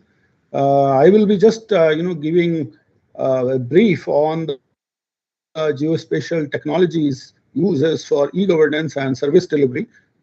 Many of these things have been talked about by my previous speakers, so some of the material may be slightly repetitive in nature. Please bear with me, but I would also like to apprise you with the current, things which are now coming out from ISRO's stable as far as the Earth observation satellite systems are also concerned. So, as far as the geospatial technologies in India and Indian geospatial strategies are concerned, the basic purpose is to serve, and to make the society as a very strong society in terms of transforming it, in terms of catalyzing the economic development and enhancing the human resources quality to booster the strength of the nation and also the national strategic needs. So we have three basic verticals for that. One is basically natural resource development, which is a very keen, very important subject where large amount of work is being done. Previous speakers talked about it. Environmental integrity is also becoming a serious concern. We have been all facing issues related to climate variability, and then human development indicators in terms of achieving sustainable development goals for food security, water security, energy security, and many such SDG indicators where the geospatial technology has direct roles to play. So we have the various technologies which basically now culminates into what we call as the geospatial technology. We have this remote sensing or Earth observation capability, essentially being used for mapping, monitoring, impact assessment, building livelihoods, building climate resilient society or disaster resilient societies. Then the satellite communication along with the terrestrial communication also plays a very important role in terms of providing access to the information, in terms of last mile connectivity, especially in the remote areas, in high seas, and then when you are basically, even now there is a presence, even NRSC has presence in far off continents like Antarctica. And then, of course, we have the GIS and GPS systems, which are basically linking all these databases onto a common platform where we can develop, various variables which are useful for socio-economic development, and then the products and services which can basically focus in terms of improving the livelihood of the citizens. Currently, as has been told previously, the geospatial technologies are basically what we call is being used extensively in terms of rebooting the e-governance in India, and it has a role everywhere. In fact, Government of India has a big emphasis on Digital India programs. There are a lot of schemes and programs I will not repeat again, but the 5 pillars to self-reliant India in terms of Atmanirbhar Bharat, essentially has all the elements which are also available through the geospatial technology and space technology, along with other complementary information communication technology, are making India a leading country in the field of e-governance through the help of technologies. As far as India's initiative in e-governance are concerned, morning I talked about the role of this national meet where Honorable Prime Minister himself, took lead, and then large amount of ministries was brought in under one umbrella, and then he gave this famous motto also that let there be no space between space and the common man. And through these initiatives, now we have, in various sectors, including, education, health, panchayat raj, agriculture, energy, environment, water source, fisheries, urban, we just talked about it, mining, air traffic, everywhere, even in case of now, the blue economy development through sustainable coastal development, coastal spatial planning, all these areas now there are footprints of geospatial technology as far as the e-governance is concerned. So these databases are backbone for any decision making nowadays, and these are valuable for the timely and informed decision making in terms of providing solutions for questions like where, when, and what kind of decisions has to be taken. Today, as we celebrate in the Remote Sensing Day, we also are remembering the father of the Indian space program, Professor Vikram Sarabhai, who has basically given the vision to this country that we should not be second to none in the applications of advanced technologies to the real problems of man and society. And with this vision over the last 4 to 5 decades, in a total indigenous manner, what we call today as the Atmanirbhar Bharat, ISRO has been developing state-of-art technologies with the help of industry and academia to provide space-based services to this great nation. NRSC in particularly is basically a main agency which basically operates the entire ground segment for Earth observation data acquisition and dissemination. We have developed what we call as the integrated multi-mission ground segment for EO satellites, or popularly known as IMGeos, which is there in our Shadnagar campus, outskirts of Hyderabad city. From this particular data center, we are providing 24/7, payload data processing, product generation, software development for ground segment operations. We are also helping various other private sector players also in terms of establishing capabilities for, now the firmware development for higher processing, as well as, in terms of data acquisition systems. So currently, as we speak, more than 22 satellite systems are being, serviced through the IMGeos facility at NRSC. We have coarse resolution data operations for Analytica, OceanSat-2, then foreign satellites like NPP, Suomi, JPSS-1, MODIS, etc. Then medium resolution satellites like ResourceSat-2, which has sensors like LIS-3, A-Waves, LIS-4, ResourceSat-2A, and then the recently launched RISAT-1A, which is a synthetic aperture radar mission. And then, of course, the foreign missions like Landsat-8, Sentinel-1 and 2, and NOVASAR, which is also a S-band synthetic aperture radar mission. We also have capabilities to receive, process, and disseminate high and very high resolution data from Cartosat 2E and Cartosat 3 series of satellites, along with high resolution imaging in the microwave domain from our own RISat 1A, which was launched this year in the month of February.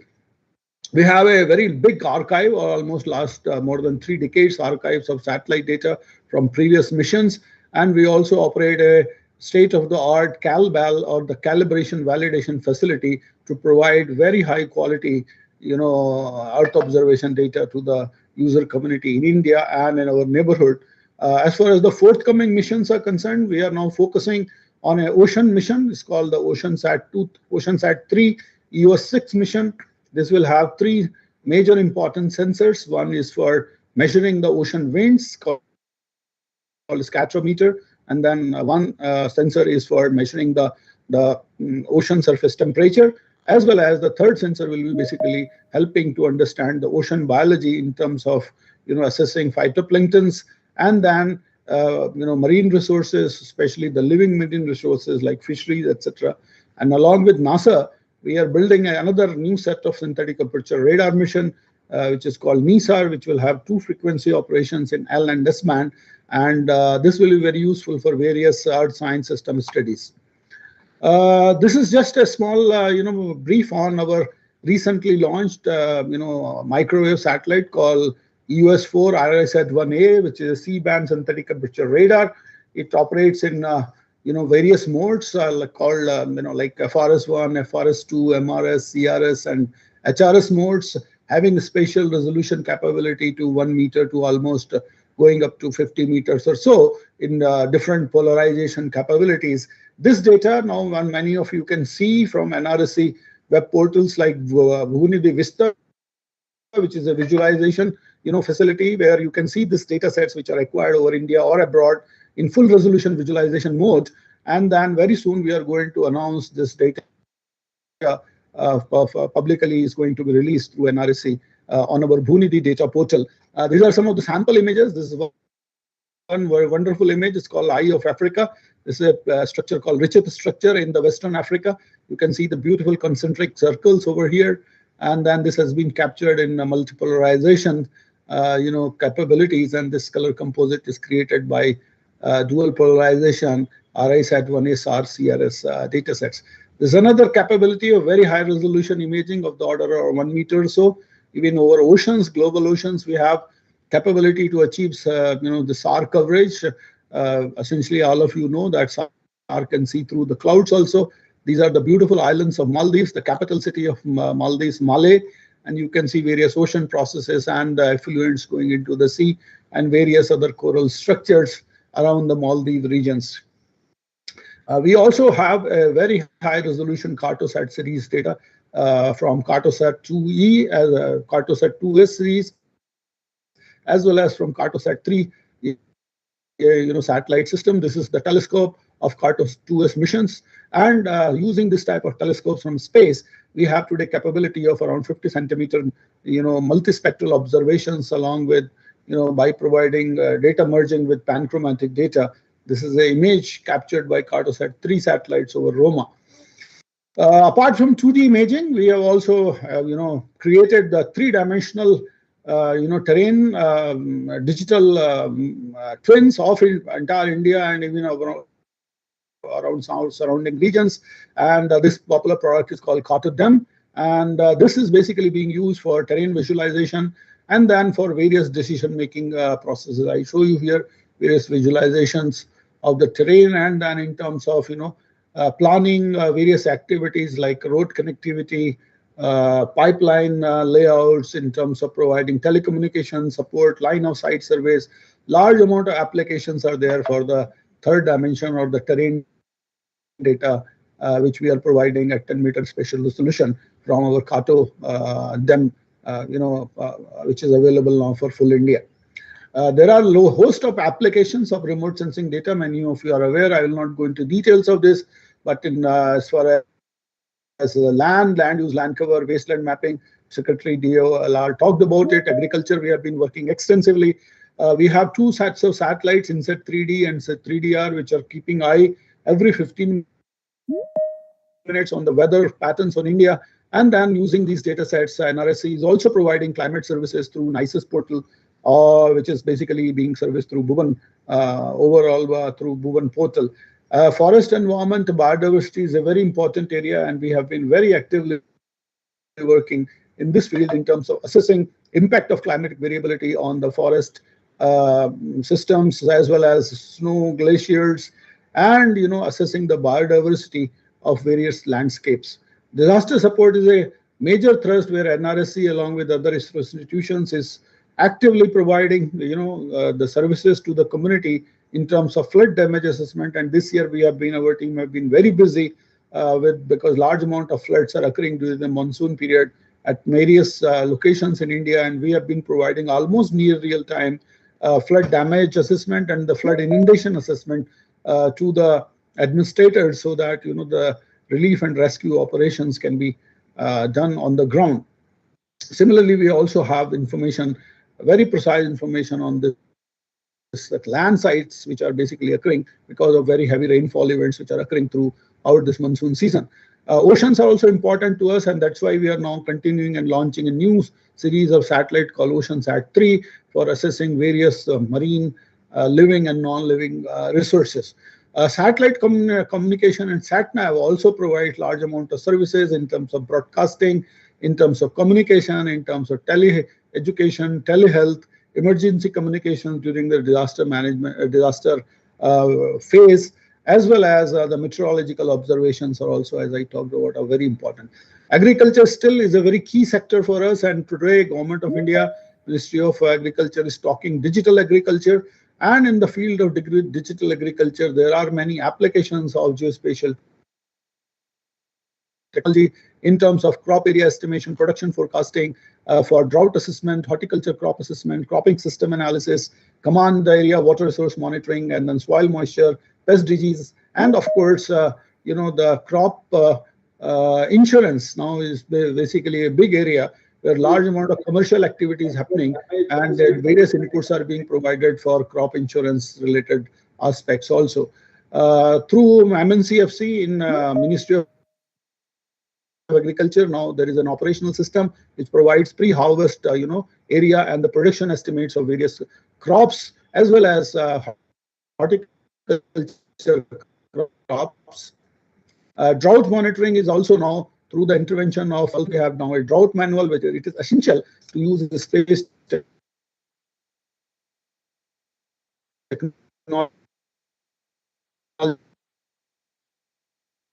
for the declaration of drought by various states.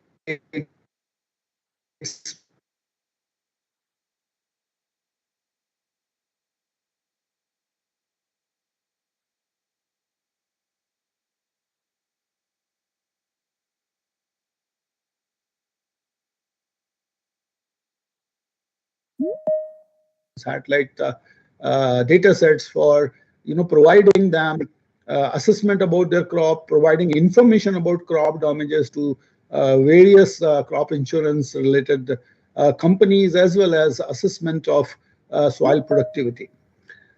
Crop insurance, as I told you, is a big area where a large amount of economic activity is happening through the interventions of schemes like PMFBY. And in 2021, there were around 31,373 crores rupees of worth premiums were collected, and then total sum insured was very huge, which is of the order of around 197,000 crores or so, and total area covered was 43 million hectare out of 180 million hectares. So you can see still there is a large market which basically using the medium and high resolution satellite imaging services both in optical and microwave region. Large amount of economic benefits can be derived in terms of fixing the premium rates, in terms of enhancing the farmer participation by expediting the crop insurance settlements, and by in terms of assessing the risk for the farmlands for various climate and weather related aspects. NRSC have been working with MNCFC for also developing techniques for smart sampling for crop yield estimation, of funds are basically disbursed by Government of India for this crop cutting experiments, for assessing the ground level yields, for fixing the crop insurance related matters. And now we have come up with techniques like called smart crop cutting experiment sampling techniques, which is now reducing a large amount of burden in terms, and then using scientific methods for collecting the crop cutting experiment data sets for assessing the wide range of yield variations in states. This is an example of Orissa state.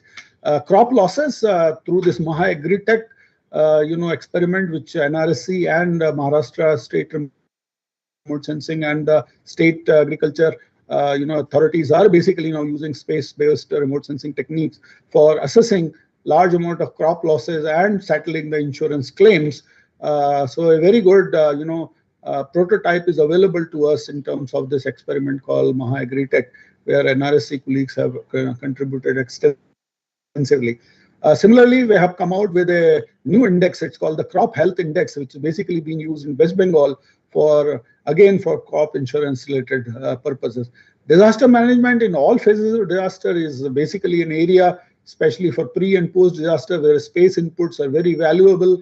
And today we are providing almost near real time information and services for disasters like flood, cyclone, forest fires, landslides, and earthquake. We are generating the vulnerability and hazard zonation maps, developing disaster for early warning methods, providing information for planners for disaster mitigation measures. And then we are also generating comprehensive disaster specific multi-scale data through our National Disaster Emergency Management Portal called the NDEM portal. And these inputs are now being extensively used by Ministry of Home Affairs, NDMA, Central Water Commission, and various state and central government disaster management authorities. A large amount of capacity building activities as well as support of international charter through the Sentinel Asia and charter activities by engaging international community is also currently being done, and we are also providing our satellites as and when international agencies invoke international charter. This is an example of use of our recently launched synthetic aperture radar data, which is very useful, especially during monsoon season when we need to observe through clouds.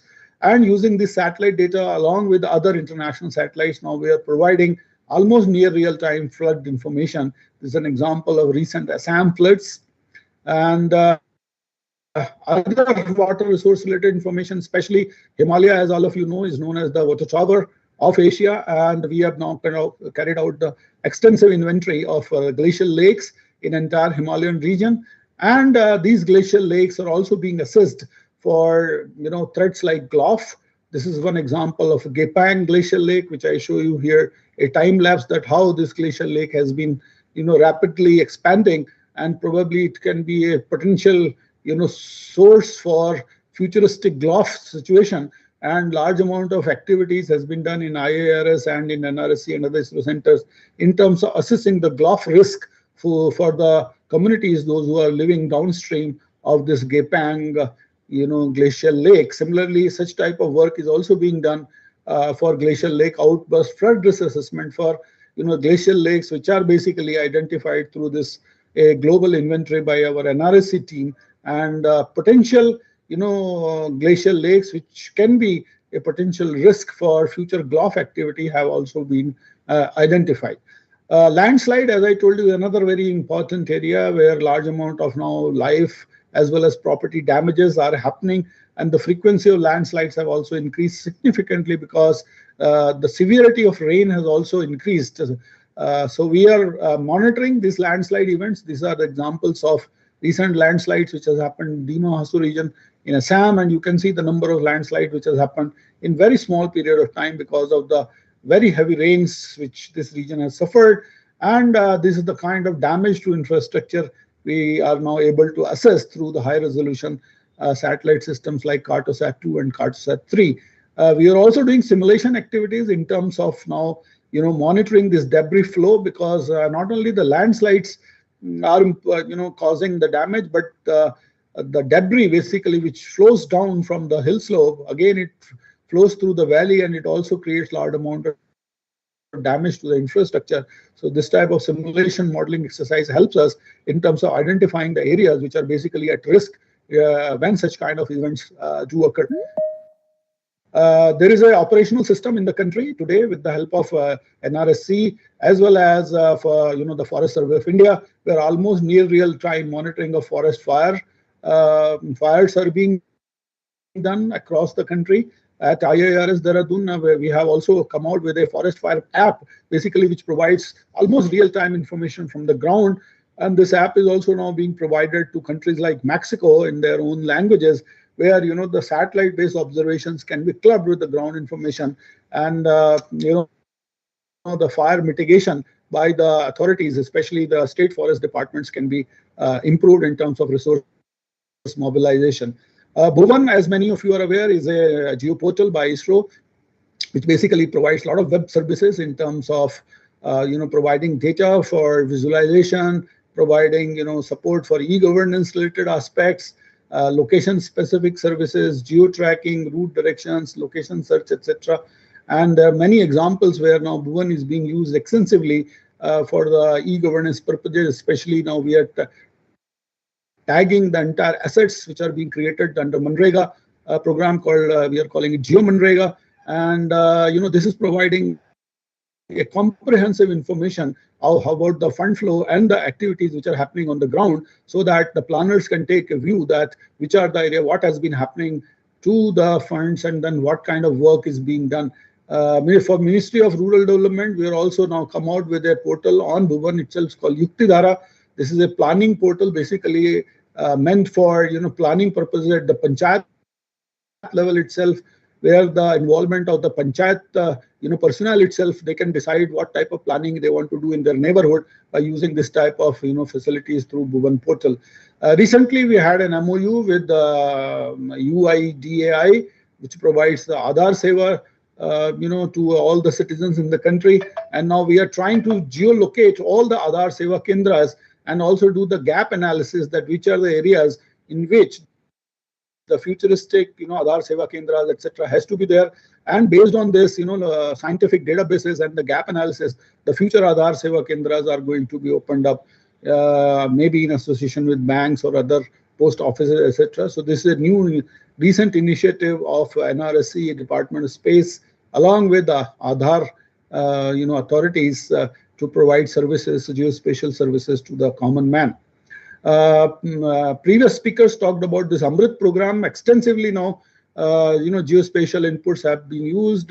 Various ISROs and entities have been working for this Amrit 1 program and now the Amrit 2. And then even we are also doing some work for assessing the health of the water bodies and urban water bodies. So those type of activities, especially in the urban planning and other urban developments, already there is large amount of work which is happening with the Ministry of Housing and Urban Affairs of Government of India.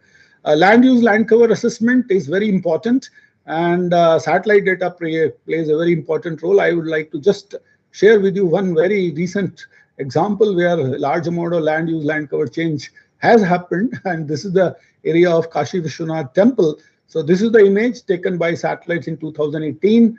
You can see the density of the population in this highly populated city of Kashi, the ancient city, and then this type of planning, and then removing of this infrastructure was done, and subsequently this big complex, what is known as the Kashi Vishwanath Temple complex, has come up. So you can see a very classical example of recently within 2-3 years how large scale land use, land cover change has happened in this particular area, and this is how it also gives you a view of how the Kashi Vishwanath corridor from the Kashi Vishwanath Temple, it connects you directly to the Ganga Ghats, and a AI-based analysis has been performed that how many buildings have been demolished and how many new buildings have been made in this area and how much area has remained unchanged. So these are now AI/ML based driven examples where you can do the rooftop extraction of the buildings and do a quick analysis in terms of finding out the land use, land cover changes which are happening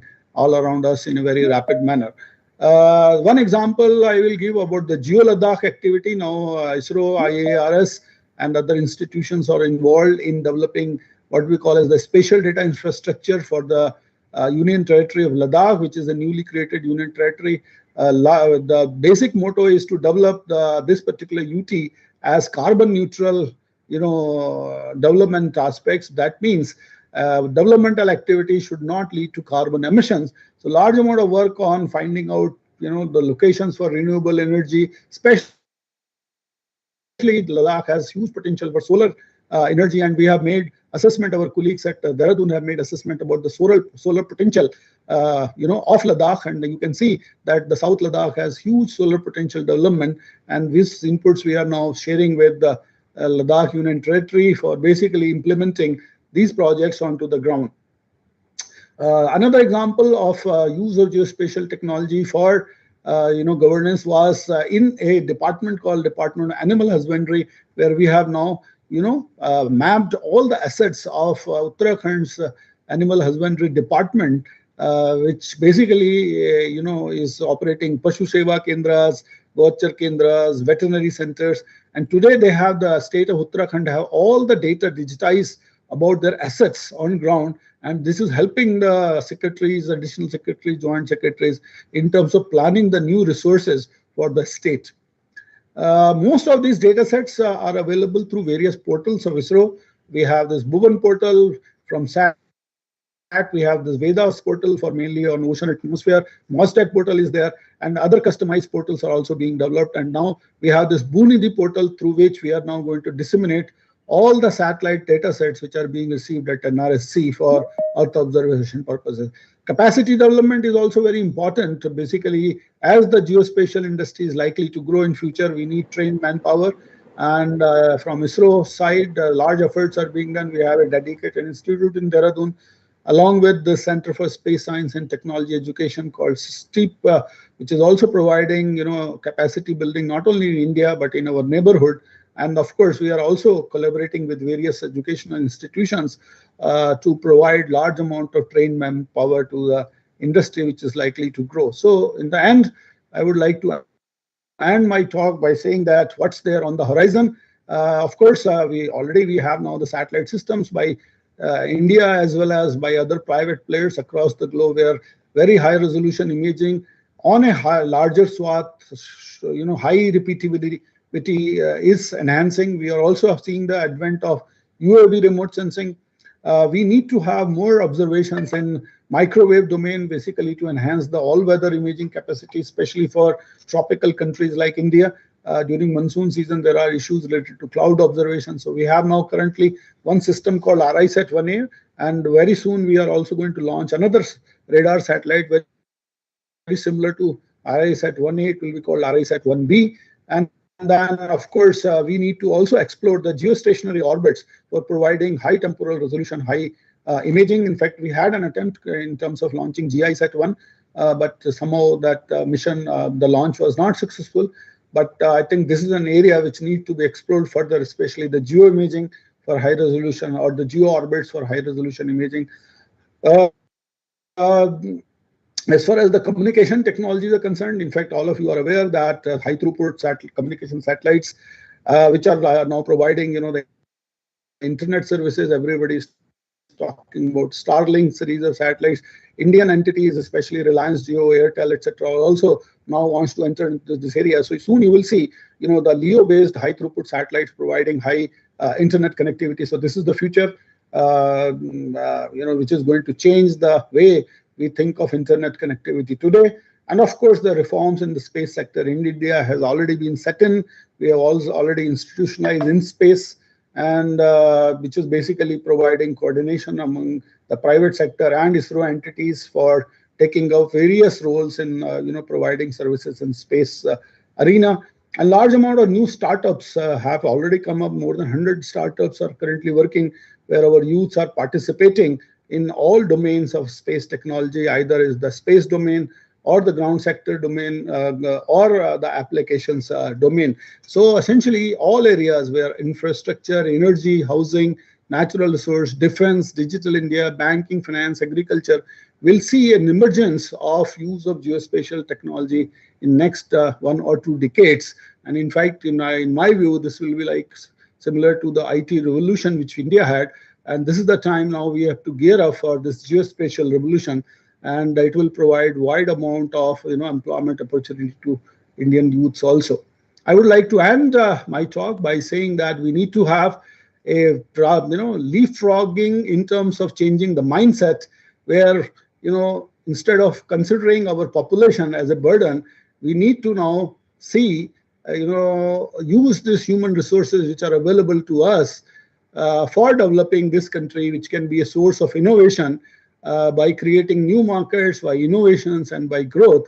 And at this day, when we are remembering Professor Vikram Sarabhai, I would also remember one more doyen of space era of this country, Professor Satish Dhawan, who has quoted many times, and I quote, that while science and technology can be the powerful tools for development, they need to be grown and handled and applied with care to better the lives of the people as a whole, and not merely used to serve a small elite section of the society. So now the time has come where we have to upscale our reach to the masses so that the society in large can get benefited in various sectors by providing e-governance, by providing transparency, and decision making through scientific processes. And in this, the geospatial technology is going to play a very key role in times to come. Thank you very much.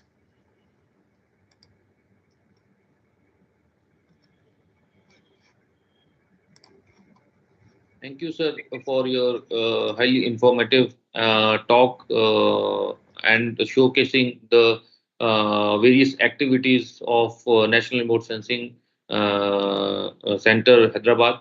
And now our all eminent speakers talk is over, and we would like to request any of the members who have joined either through the Teams meeting link or who are listening to this celebrations live on YouTube, as you said, YouTube, as well as ISRS online lecture series YouTube. You can post your questions, and in the meantime, I have noted down few of the questions which are there in the chat, mainly related to the this Namami Gange project. So one question which has been asked by Shri Ramesh P. Singh ji, who is our honorable a member of ISRS and also previously editor of our journal. So he has asked that there are a lot of diesel boats in Ganga river near to his hometown in UP, and which cause a lot of smoke and pollution. So that question is to the respected DG sir. And similar to this question, there is a suggestion that will it be possible to monitor the pH of the Ganga river, especially near the ghats? So I request if Honorable Ashok ji can answer these questions. Yes, sir. Very, very interesting question. So actually what happens, we have already 97 monitoring centers and about 46, 76 remote real-time monitoring centers are there. So 97 monitoring centers are manually, and then about, as I said, 77 remote monitoring centers are also established, and the information is coming.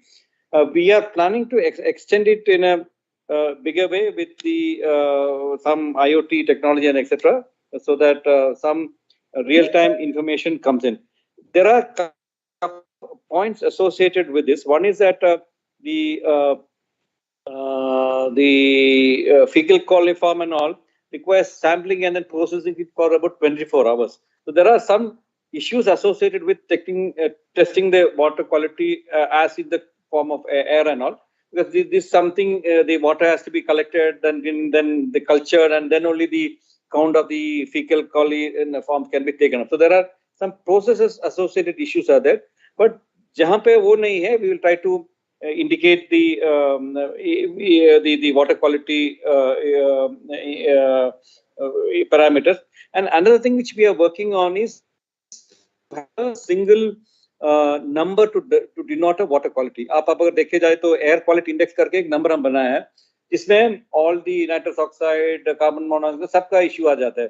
अभी water में we have a different parameters used for different purposes. कोई dissolved oxygen बोलते हैं, कोई biological oxygen demand बोलते हैं, कोई कई जगह पे they look at the coliform, seeing somewhere total solids का देखते हैं, total dissolved solids का देते हैं. So we are now trying to work out one single indicator for water quality index, like water quality indices. एक number बताएंगे, उसी से हमको पता चल सकता है कि water का quality क्या होता है. This is a matter of debate because the weightages to be added to the various components are still debated. So that process is going on. So उसपे ये जाएंगे. So another point you talked about the number of boats and the pollution caused by it. Yes, it is a fact because diesel वो सब spill over हो जाता है, तो इसमें problem आ जाता है. But the point is that livelihood is also a very important aspect. The fishing boats का तो रहना ही है. So probably we'll try to request the state governments to improve the quality of boat, and also as a part of the Ardha Ganga, we have actually tried to use it as a inland waterway or channel for movement of materials. तो उसका भी चल रहा है. So these are we have somehow we have to balance these two concerns. The mode of transport in water is probably the cheapest. It takes time, it is probably one of the cheapest.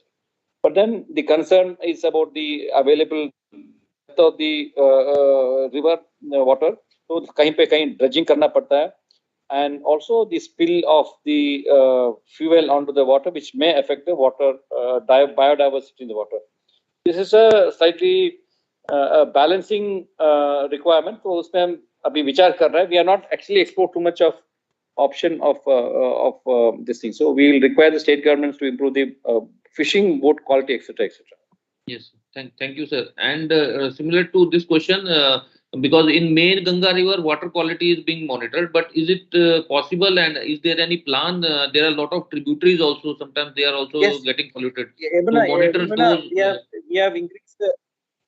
We have increased a lot of monitoring stations in the Yamuna basin, and also the industrial effluent also is being monitored. And we have influential monitoring centers also established in Yamuna in a big way. So these are all probably in another 5-6 months we may get increased large number of water quality monitoring stations and real-time information available with us. Yes, thank you, sir. And one question related to the topography of this Ganga basin, because in your talk you mentioned that 50 centimeter digital elevation model is available. So is it available for the public or for academic use, or is it only for the government departments, authorized government departments? So Survey of India will share the geo-enabled portal for the public users, and the final data he will share to the government department too. And as probably sensitive areas, so information थोड़ा mass करके accessibility permission will be public के लिए क्या क्या देना वो दे देंगे, because this is actually will be put in a public domain. Okay, thank you, sir.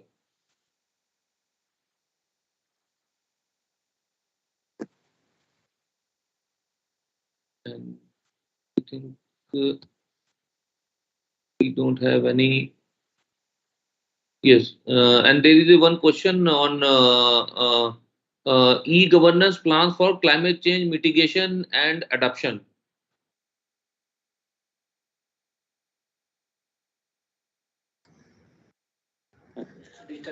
IIT Delhi को हमने study दिया हुआ है to make a modeling of the climate changes effect.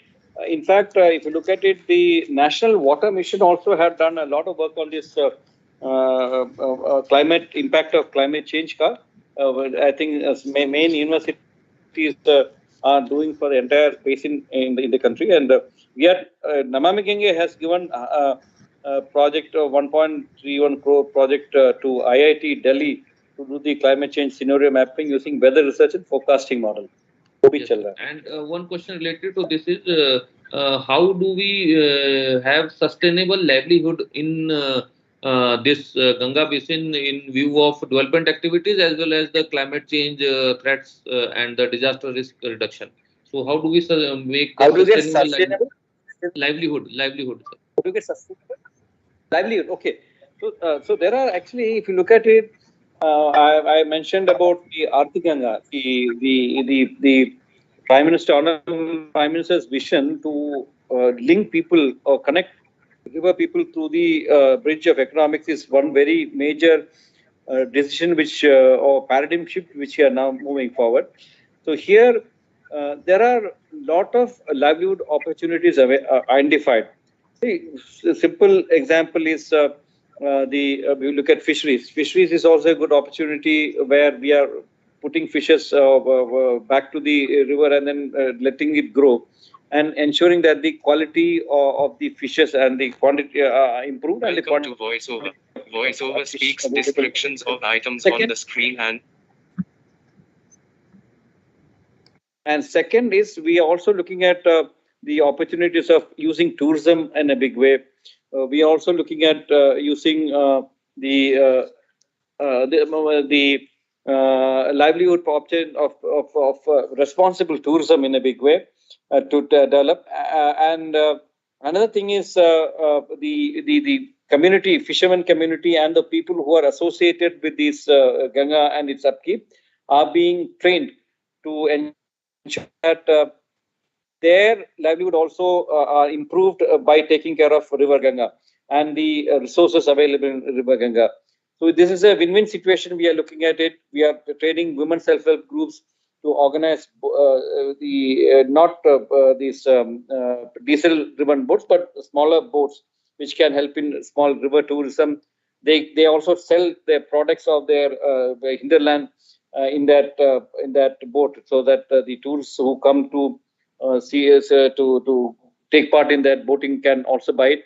We are also trying to develop ghats. There are a lot of ghats which were developed over the years.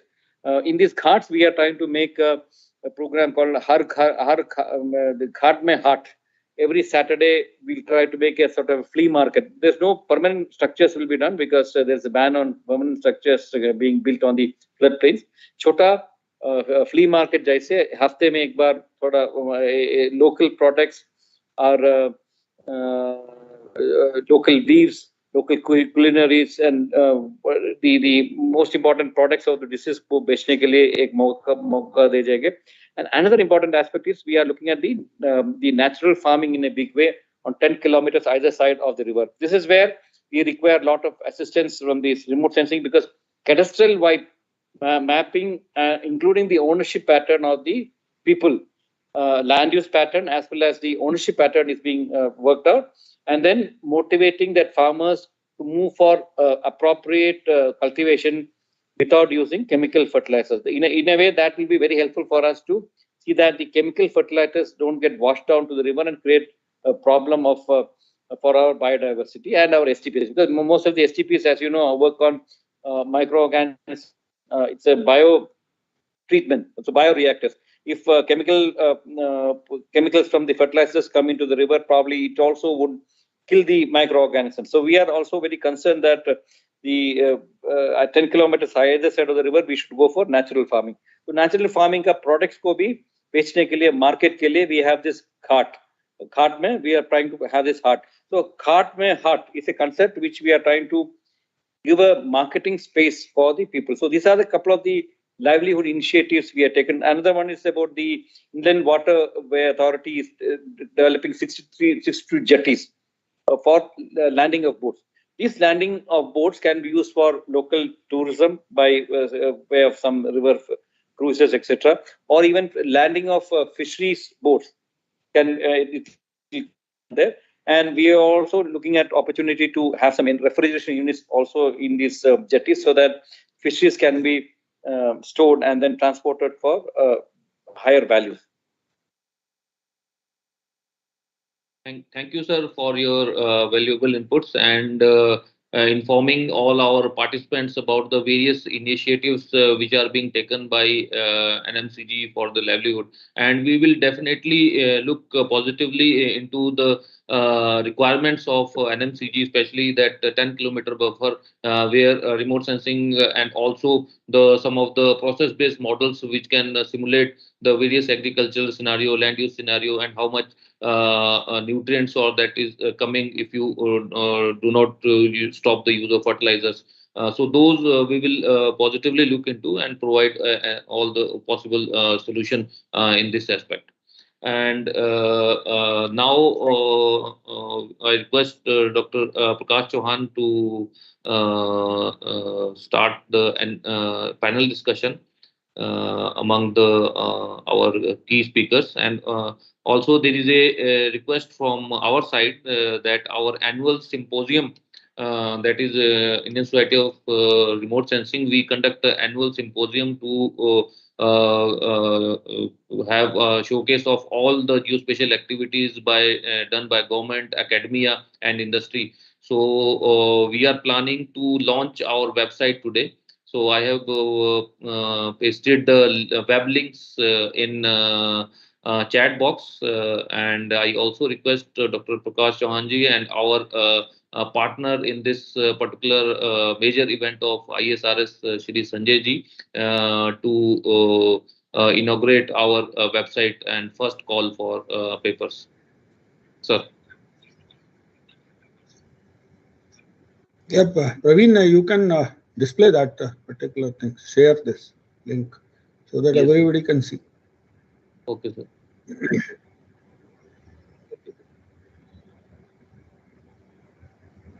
Sanjay Kumar ji, are you there? You can switch on your cameras. Yes, sir. So this is the website, sir, where Indian Society of Remote Sensing, Indian Society of Geomatics, the premier societies, professional societies in the field of geospatial technology, have joined hands with the geospatial media, where they conduct their annual symposium in GeoSmart. So this year we have this joint partnership where strengths of each of these organizations will be showcased in a very bigger platform, and which is planned to be organized at HICC Hyderabad from 15th to 17th November 2022. So this is the main website. You can scroll down. Yeah, you can see the main features here, all the call for papers, and within this you will find one more link here, which will take you to the ISRS this symposium. This is just a time lag. So this ISRS ISG symposium, we have the theme of geospatial technology journey from data to intelligence.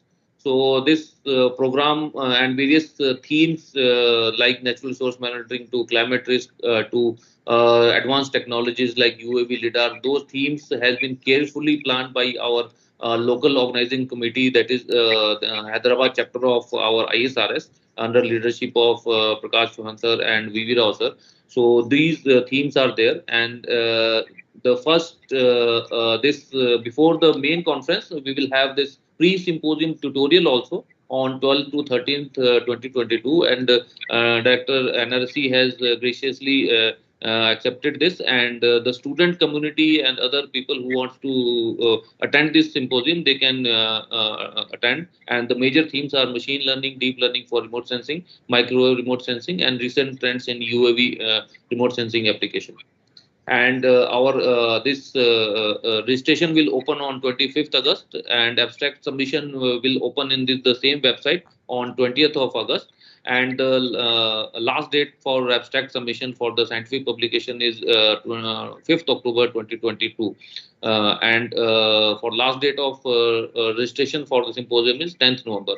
And we would ask our student and other research community in academia, industry, and government to submit the papers, and we are trying to get this under the digital object identifier DOI under our partner publication from international publication houses. So it is a good opportunity to showcase your research findings, your projects in this annual symposium of ISRS ISG. And also the industry and government, they can also use this opportunity to showcase their work under GeoSmart, which is the leading symposium for showcasing the work of industry and the government departments. Done. Thank you. Thank you, Dr. Praveen. May I request Mr. Sanjay Kumar, if he is available, can just switch on his camera. I think my camera is on. Can you hear me? Yeah, I can hear you. Yeah, thank you. So good morning, Sanjay ji, and it is a pleasure to announce that this year ISRS and ISG Symposium will be, jointly hosted with another, very big name, which every year we have this GeoSmart India 22, conclave. This year it will be GeoSmart India 2022, and ISRS, ISG, and Geospatial World, all three of us are coming together, and we will have this event HICC Hyderabad. I think I lost the link. HICC Hyderabad during 15th to 17th November. And I am so glad that today we are opening this particular website. This is the first time we are showcasing you through this website the plans for this joint event. And I congratulate the entire team of Geospatial World, ISRS and ISG for this wonderful initiative and choosing this important day for releasing for the first time the plans for this symposium. Thank you very much. I request Sanjay ji to say a few words, and then we can declare this particular website open. First of all, thank you very much, Dr. Prakash and colleagues at ISRS and ISG. Very good afternoon to everyone. Congratulations on the remote sensing day. This is a great day, and I was, we are celebrating the birth day of Vikram Sarabhai, who has been a visionary for our nation, not only for the remote sensing, but for several other institutions which he founded. I think it's a great opportunity. What we have seen in last 2-3 years is the fact that space infrastructure and geospatial infrastructure serve as the backbone of digitalization of economy, digitalization of society.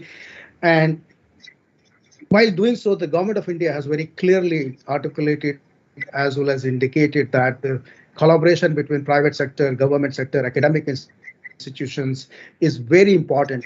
And that's equally important also because of the fact that we are now moving towards applications. And when we start making applications, we have to collaborate between the technologies.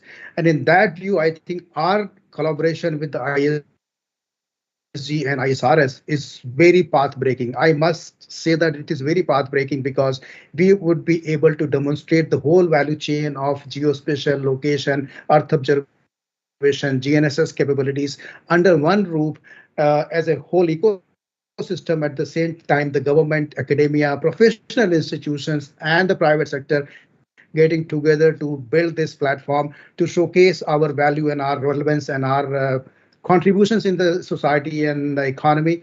And what is very with the partnership with us, not only getting professional institution, but also the students, which is the forte of ISRS, and the amount of effort ISRS puts on the capacity development is very, very important, and we are very committed to support this. It's a great opportunity, and I want to thank ISRS and ISG team, and especially Dr. Prakash for his leadership in working together with us to make this collaboration beneficial for the society at large. Thank you very much, Dr. Prakash. Thank you, Sanjay ji, and I think thank you to Praveen for showcasing this. I think we can declare this particular website now open formally, and then people can go through. Yes, sir. I will request all those who are attending today's program, all ISRS members and part of the geospatial community to go through this website. And I will urge all of you to actively participate in this symposium and also spread the words among the student community that we are going to host these 3 wonderful pre-symposium tutorials with the help of Department of Space, National Remote Sensing Center, and other ISRO entities. So it's a unique opportunity to take advantage of this, and it's quite cost competitive also compared to the events of similar such type. And we have a great venue at Hyderabad at HICC. So wishing you this particular event a great success. And today is one of the very important day when we are opening this particular website. So congratulations to each one of you. And if you have any questions, we can take up. Otherwise, I request all of you to switch on your videos so that we can have one group photograph. I request Ashok ji and Ajay ji also, if you are present, to switch on your videos. And it is our pleasure to host you in this National Remote Sensing Day. And we look forward for your support in our future events of ISRS as well as national programs of ISRO as well. I thank all the participants who have joined through Windows Team or via our two major YouTube channels of ISRS and IIRS.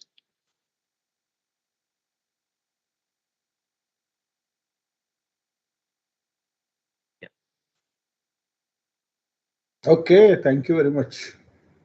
Thank you, sir, for providing the able leadership and guidance for conducting this program smoothly. Thank you, Praveen. So shall And we close now? just note down the date, the 20th August, we will start the abstract submission in the website. 25th, you told, I think. 20th August abstract registration, we will start on 25th, sir. Okay. Good. Yes. So, Thank you. so very nice. Thank you very much. With this, we can close. Yes, sir, we can close. Yeah, thank you, sir. Thank you. Thank you all. Thank you. Happy National Remote Sensing Day to all. Thank you. And happy Independence Day to Thank all. you, sir. Thank you. Thank you. Thank you, Praveen. Thank you, everybody. Thank you. Thank you, sir. Thank you, sir. Thank you. Thank you, sir. Thank you very much.